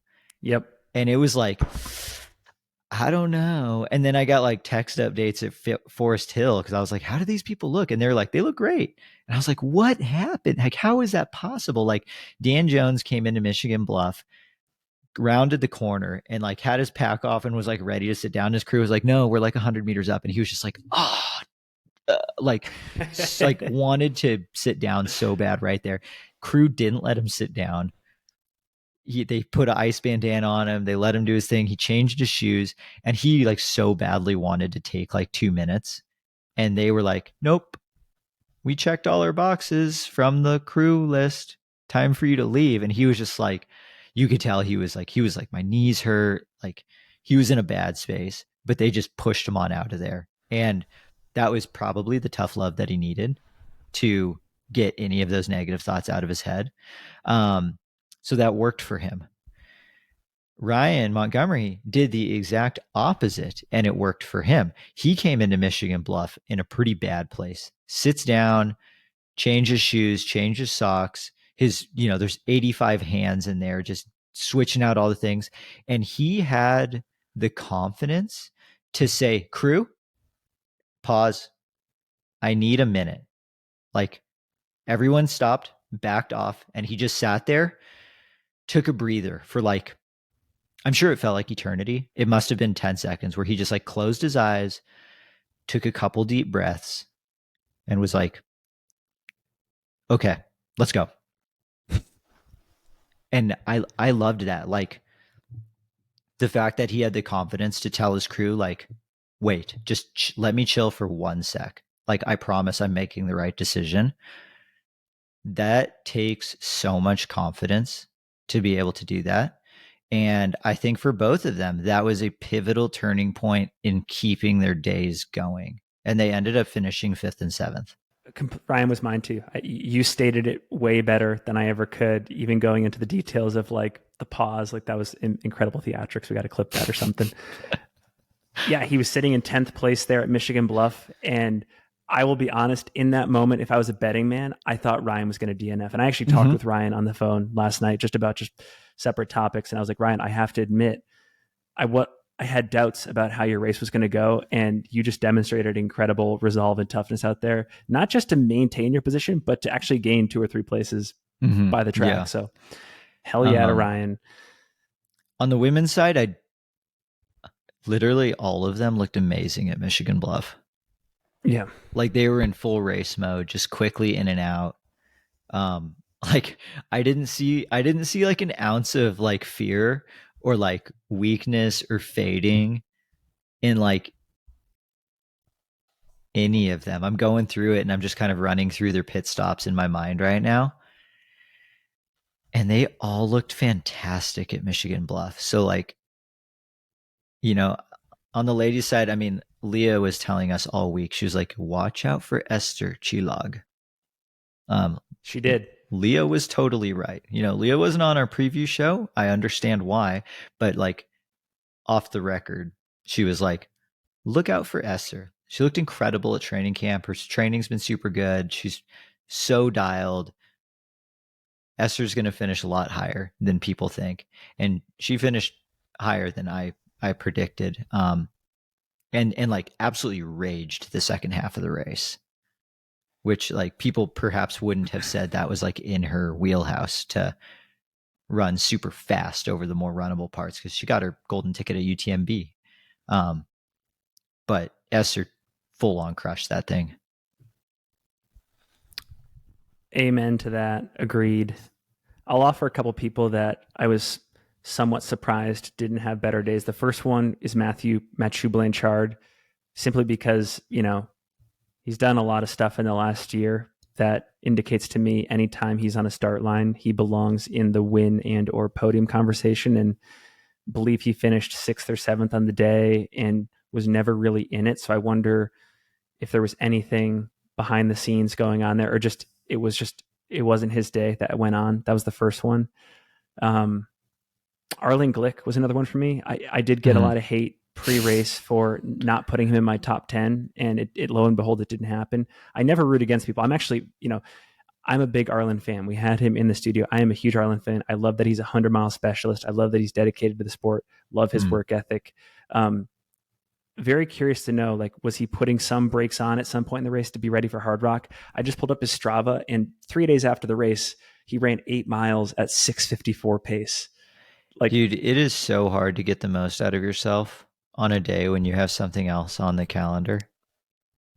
that's Like I I think that might be it. it's so hard to But do Courtney did that. it. But Courtney did it. I know. That's why I want to do a deep dive on Courtney's psychology with this running. Like, how is Courtney able to trash herself at Western States knowing Hard Rock is right around the corner? Um, yeah, like that's so hard to do because there's always that slight amount of fear of like, oh well, unless Courtney was so all in on Western States, it was like, I don't care if I don't even make it to the Hard Rock start line. I want Western States so bad. Yeah. Like, maybe you have to be all in on it that Yeah. way, and perhaps, I guess it's probably easier to wrap your head around the double for Courtney's sake, because Courtney's run and won Hard Rock, and run and won Western States. Arlen has never run Hard Rock, and this is just his second Western States. So it's the same ask. It's the same two races, but I think it's a harder challenge for Arlen just from an experience standpoint. On the women's side, for me, I think these are just common names that people probably had in their fantasy free trail podium or top 10. Camille Herron, Keely Henninger. Keely won Black Canyon, undoubtedly one of the best runners in the field. It did look to some extent prior to her injury that she was fading a bit. I still think she would have finished in the top 10, but did have that just like unfortunate fall before the river that resulted in a dislocated shoulder. I think she did receive assistance in that, Yeah, precipitated the ending of her day. I could do a 2-minute deep dive on that as well, because one of our video guys was there and saw the whole thing. To just like, I had a lot of respect for Keely prior Likewise. to that, but like, oh my gosh, I have like even more respect for Keely now. Just like, Keely is so damn tough. Like, dislocating your shoulder hurts a lot. I do it all the time. I've only ever dislocated a thumb, and I was like in a lot of pain. And like, your shoulder's way bigger than your thumb joint, so like it must be that many times more painful. But so Keely falls 200 meters from the Rucky Chucky aid station, puts her arm out, and her shoulder just yoinks out of the socket. And it's like locked, like her arms like locked up, like in the air, fully straight. Because when it's out of the socket, you can't move it. So she's on the ground, just like rolling in pain. And I for sure would have been like, aid people, immediately come over here and pop my arm back in the socket. Mm-hmm. But she was still, as painful as that was, knew, if you guys touch me, I can't continue the race. Let me try. And she tried to pop her arm in for 10 minutes on the ground. Like, the med people were there instructing her on how to do it, which was something along the lines of like, her left wrist was grabbing her, it was holding her right forearm, which was like the right, I don't know if the left or right are correct, but it was like holding up the dislocated arm. And they're trying to get her to like put her knee in between the hole that she's now created with her two arms, and like use the knee as leverage to launch the arm down to pop it back in the socket. Like, they're telling her how to do this, and she's like freaking doing like core work now, trying to get a dislocated shoulder back into the socket with 80 miles of Western States race in your legs. 10 minutes of that before she finally, like, it wasn't going back in. She tried both knees to pop it back in. And then they finally had to pop it back in. Apparently it was disgusting with how much they had to like move things around to get it to pop in. And then she was fully ready to like, yep, my day's over, cut the wristband off, like it's over. And they were like, we talked to race command. You were 200 meters out from the aid station. Like, we're, we're gonna like make an executive decision with race command. Like that's close enough to the aid station. We will let you continue. I think that's fair. I think that's a fair call. Like the race can do whatever they want. It's not like she got like an IV or anything. Like they just popped her shoulder back in the socket 200 meters out from the aid station. Like, I think that's fine. Then she was like, okay, I'm back in, hops in the boat, goes up to Green Gate. And I think just the bouncing from that was like so painful. It was like, okay, my day's done. But like she full on was like, I'm out, and then recommitted to being back in the race, crossed the river, made it up to Green Gate, and then called it there. Like my mind, I can't even wrap my mind around how uncomfortable that would have been. Like that entire, hour long scenario. Well, to add to that, Yeah. I have primary experience. Back in 2016 on a descent mid trail race, I fell and tore the labrum and rotator cuff in my left shoulder, and since then have had subsequent falls where that shoulder has become dislocated, and everything that Keely went through I can attest to as being just like show stopping pain, uncertainty, and timidness to get back up. It's the real deal. Like everything she went through, I can attest to it. It's the real deal. The one thing, and again, I'm a commentator. I am not the runner. Keely is not even close. But one thing I had to work on in the subsequent years is redeveloping confidence as a runner, especially on downhills. You just become naturally timid to not want to recreate that experience again. And it's like, you almost have to go through like mental exercises to gain confidence on that type of running again. It's for real. Sure. I would be seeing that sports psych, like 100%, maybe even a non-sports psych. I don't know.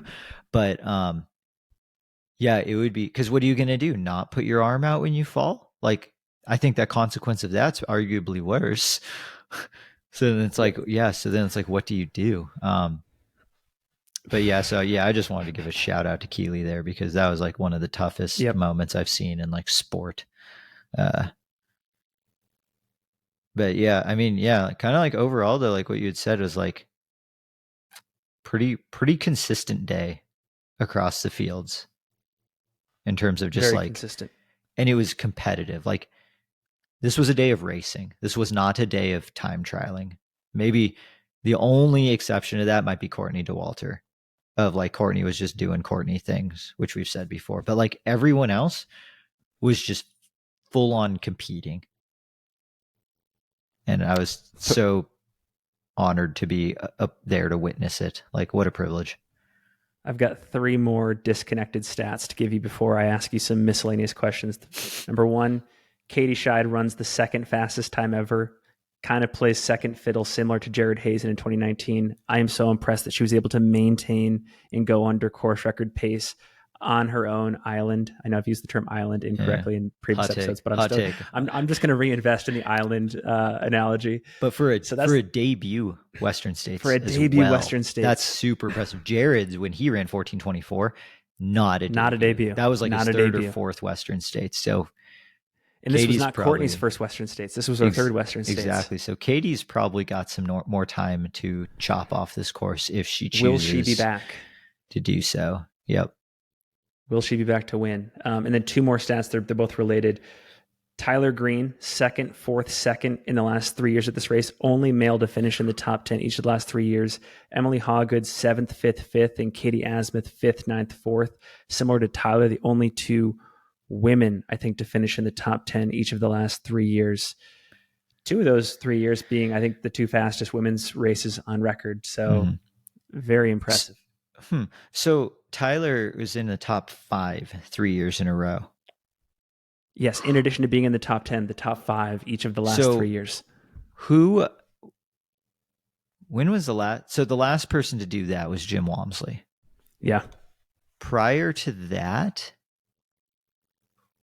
I bet Scott Jurek. Scott. I'm trying to remember what Tim Olson did in 2011 before winning in 2012 and 2013. Oh, gosh. Gosh, there hasn't been too many 3-time top 5ers. That's a great aid station fireball stat. Okay. Well, here's another aid station fireball. 3-time top fiver to not win the race, because everyone we've listed has won the race. So Olsen got 6th place in 2011. Okay, Did and then not get in the top first 5. and first. So, and then you have like a whole bunch of Scott runs. Yep. Yeah, that's an interesting one. Like, yeah, when was the last time someone was in the top 5 3 times without any of those places being first? Oh man, Tyler needs to come back. All right, Brett, I put out I lit the beacons on Instagram and Twitter and asked people if they had any questions they wanted us to answer in this episode. Saw that. I was and so curious.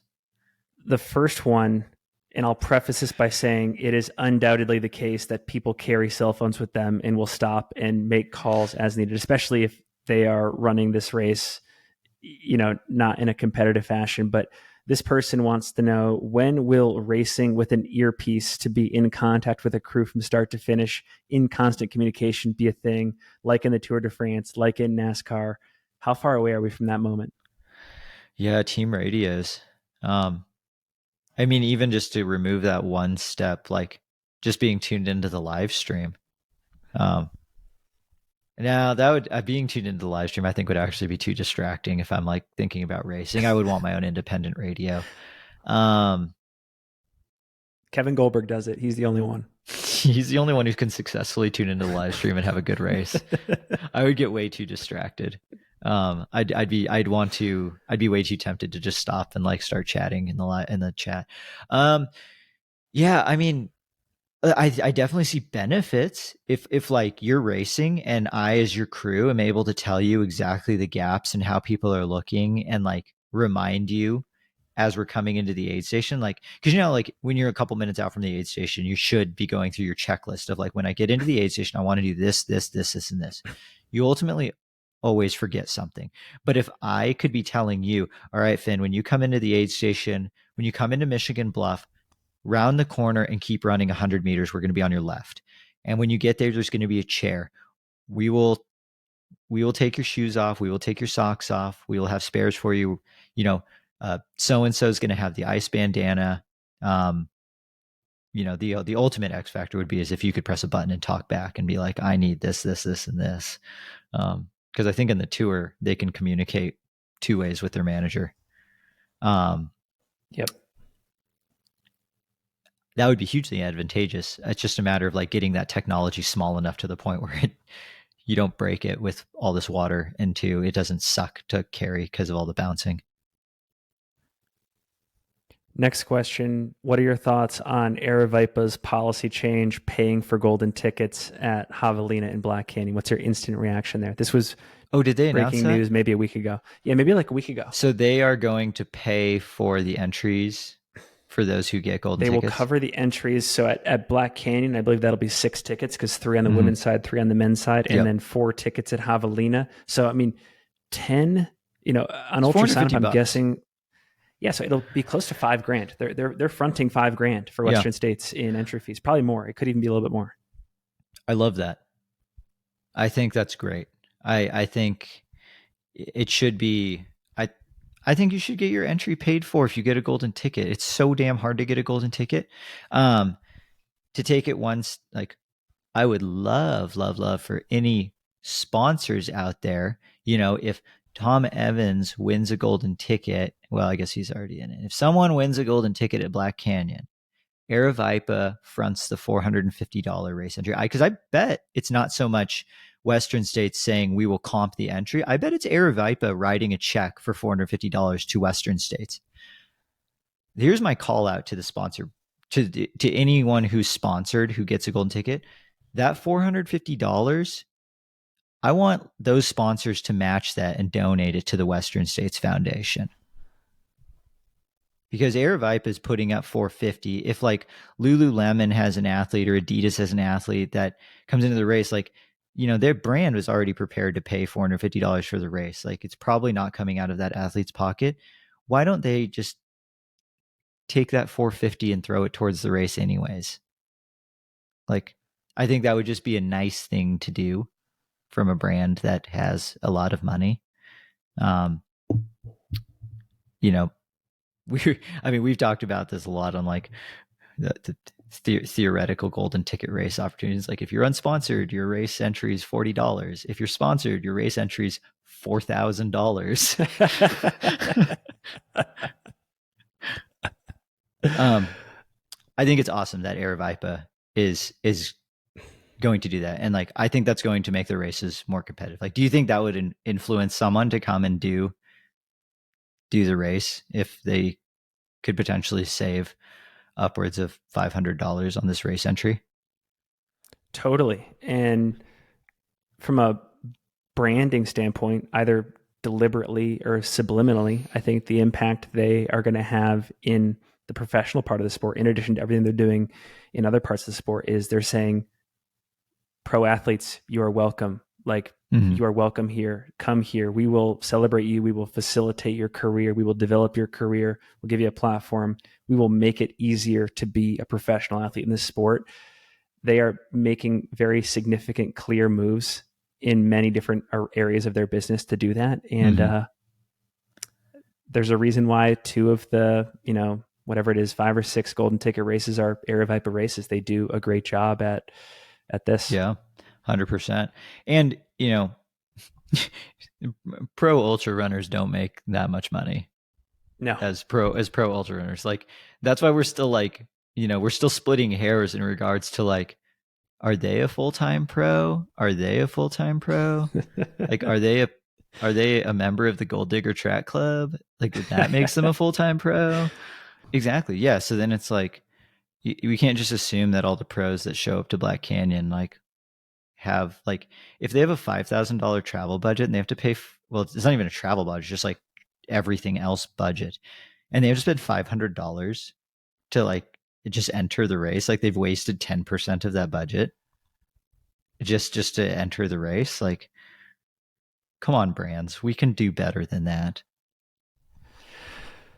All right, gonna need you to take off your associations with the athletes and associations with the RD folks for this last question.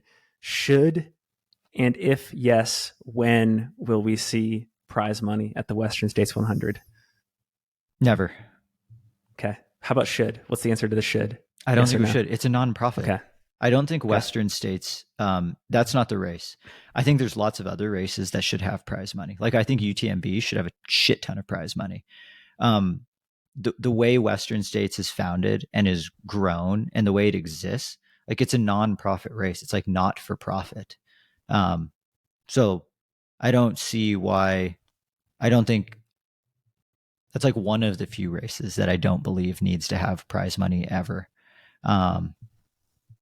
And that's just kind of how the race works. If it became a for-profit race, I think most of Western States loses its magic.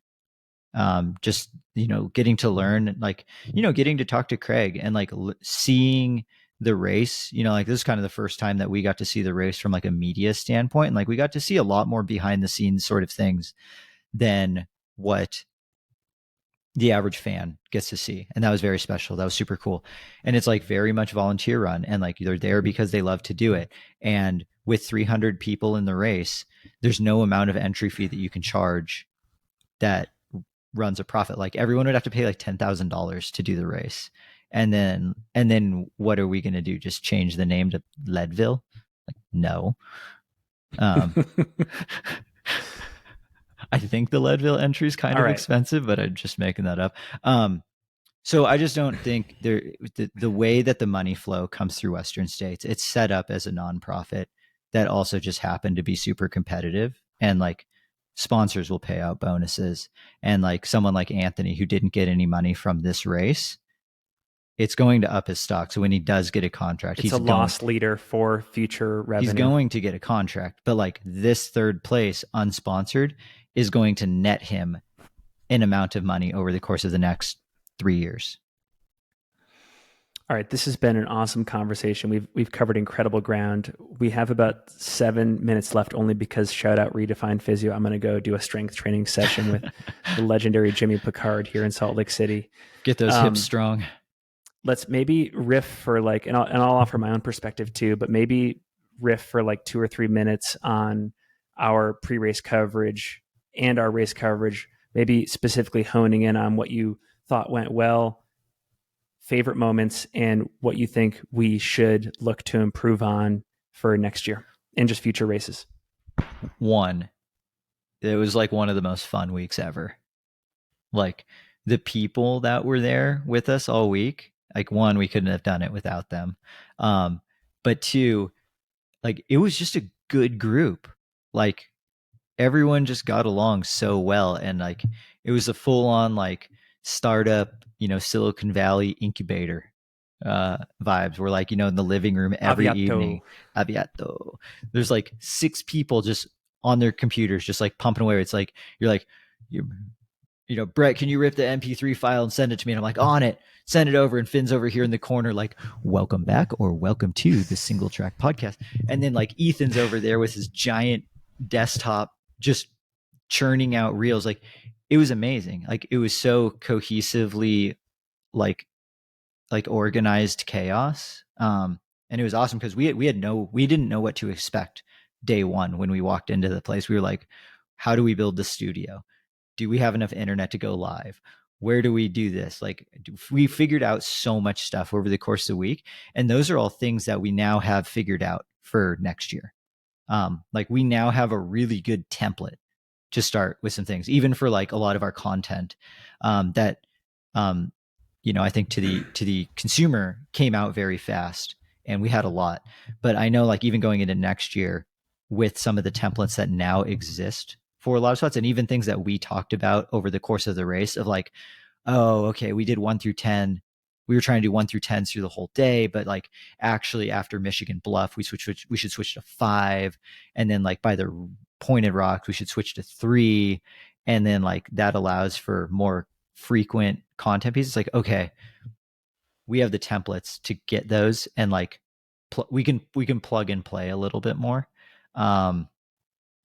Which will be super helpful. And with the speed, I think for first year, like all of the tech hoops that we jumped through, we had no idea how big or small these hoops were going to be.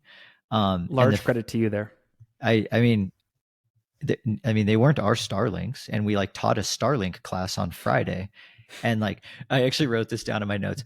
When we were at Michigan Bluff, and I accidentally video chatted just the entire WhatsApp group, and then Rue picked up from Robinson Flat. And it was crystal clear. It was probably like what it was like for Houston waiting for people to land on the moon, where they're just like in darkness, just silently waiting and being like, they will be the one to call us first, because either they'll get connection with the Starlink at Robinson or we're never going to hear from them because there's no service there. And then we just got crystal clear picture from Rue at Robinson Flat, just being like, what's up, guys? It's beautiful here. And we're like, oh my God, it worked. It worked. So that was like one of the biggest wins of the entire day for me, was getting the very first Starlink up and running by our photo video team. And then just knowing that they were going to be able to upload stuff. And then we were going to be able to curate it into content. That was one of the biggest highs of the day for me.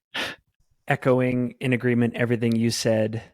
The only thing that like I definitely want to study more was the race day stuff, because I feel like now that we were in it, I almost feel like we have to have 2 different types of teams for coverage. There has to be like one team that's dedicated to all of the summary content and like memorializing content, like the Tom Evans where we put out, like those people specifically creating content that will be created or published like 2 days post event. And then another team that just has total agency, and they're at each aid station and they're taking photos and writing updates that go directly to Instagram stories, directly to Twitter. And so that way we satisfy both the immediacy component and the quality component. Totally. Yeah, that's a really good point. I think if we like had some people at various aid stations and we had like very explicit instructions on like, when these people come through, make this post and put it up, like that's on like that. Yeah, like that's on you, photo person number 1, to do that. Because then it's like they're there and they can just upload it. But then also to be like, now we could even show them like the Tom Evans reel. It was like, who are our storylines or athletes to follow. I guess it doesn't even need to be. We might not even need to have them predicted before the race, but it's just more like, these front people, like you need to capture their story over the course of the race so that we can do these sorts of things afterwards. Because you're right. I think we can do both. The other thing I'll say is the entire week was almost entirely constant laughs and jokes and just throwing ideas back and forth. And I think maybe the most important variable in all of it, and I'm not saying, like, I think we would look at this as a success and we learned a ton and there's certainly things we could do better, but like on balance, it was a success. Everybody was having so much fun. Everyone was joking. Mm-hmm. Everyone was in the trenches, stoked to problem solve and create content. And also everybody there, I'm pretty sure, was a super fan of ultra running. So that constellation of variables, I think, was so key. And we never had to, it never felt like a job. Certainly it felt like a grind at certain times, but I don't ever think it felt like we were doing things out of obligation. It was kind of like, this is sick and we're just in the trenches having so much fun. There was never a moment where I didn't want to be there. Likewise. Yeah, like Likewise. I was like the entire week, like from pre-Broken Arrow to post Western States, I was like, I don't want to be anywhere else right now. I think the only time I finally felt tired was like at 11 p.m. on Saturday. Like that's when I finally hit a wall, because like the 10th place woman had come through, and that was sort of where our well, we did some golden hour stuff, but like that's where the coverage kind of dropped, and I like finally was like, oh man, we're done. I know, I checked out kind of after that, and then we got our 3 hours of sleep, and then we got to hop on the official live stream for 2 hours, which was a ton of fun, and it was great to kind of dip our toes in the Western States live stream. Oh, I didn't share my live stream numbers that I just pulled off YouTube. So please do it. 2022, the live stream. So I'm talking like from last year to today. The 2022 3 parts of the live stream have about 300,000 views on YouTube. So that's like an entire year's worth of watching the live stream. The 2023 live stream is already at 500,000. Amazing. Like that's 200,000 more views, and it's only been a week. It hasn't even been a full week. Like it'll gain more too. There'll be plenty of people that watch it after the fact. That is a massive increase in viewership. Like, what is that? A third more? Yeah. Yeah, and I mean, we now have some perspective on it, but I definitely want to give a public shout out to Billy Yang, who orchestrates the whole thing, and Skylar Hall, who's out there in the trenches doing sideline reporting, and Dylan Bowman and Corinne Malcolm. I mean, you and I now have had the experience of even doing like 6-hour stretches of live streaming. They did it for 17 plus hours, maybe a little bit more, and they were just as good at the end of that stretch as they were at the beginning. They're really good at what they do. Yeah, I cannot believe that they want to do a 17-hour straight just stint of live stream coverage. It was truly incredible. And like above all those things, like Billy even had the time to come over to our studio and do a live show with us, which was hilarious and awesome. So funny. And I'm so glad that Billy was able to come and do that and actually just like, check out from his job for like 1 hour even and just chat with us about the race. And like we got to go through the prop bet sheet and talk about all those fun things, which I'm so thankful that Billy was able to do that and just chat for a bit. But yeah, amazing week for sure. One last thing to say, because I gotta mention it, we did have someone reach out on the Singletrack channel saying they were a fan of the show, and they happen to live at mile 99 of the Western States course. They're a sourdough production company. They make the best. I can now say it was incredible. They delivered sourdough bread to us on the track during the golden hour, and we all sat kumbaya and ate it. And the bread didn't even. We had 2 loaves. One was chocolate cinnamon. One was chocolate cherry. One of them got eaten on the track, and the other one, half of it was eaten on the track, and it did not make the 8-hour car ride home to Salt Lake City. It was so good. So they on Instagram, they are chocolate_and_sourdough. They're huge fans of the sport, and they also happen to be absolute wizards at making sourdough. They're amazing. I want to know how old their sourdough starter is, and also the ratio of chocolate to bread. And because I just had the chocolate cinnamon loaf, so much chocolate in there. Like it was incredible. Like, you get chocolate all over your hands, and it was perfect. Like you didn't need anything. Like I didn't wish for anything else to like put on the bread. Like it was nice. It was still warm, and like the chocolate chips were melty, and yeah, it was just like wow, what a time to be alive. So we will link to their Instagram in the show notes. Yeah. Brett, this has been awesome. Last word, any final thoughts or comments from you before we depart? Yeah, I mean, I'm still catching up on sleep. Last 2 weeks of running has been trash, but I wouldn't have it any other way. It's been fantastic. Yeah, I'm so glad that like we got to document this whole thing so well. Just because we were doing pre-race interviews, like we got a little snapshot of like what was going on every single day. Yeah, I think this is one for the history books for sure. And like we did it. I mean, that's the coolest part of the whole thing is like we actually did it. Like the idea turned into something that turned into an Airbnb booking that turned into hiring all these photographers, videographers, and then we actually like it actually worked. Like that's like one of the coolest things is like people have lots of ideas. We have lots of ideas. But then like this one that seemed pretty outlandish and like massive, it actually worked. And that's really cool. And that was a really special thing to be a part of.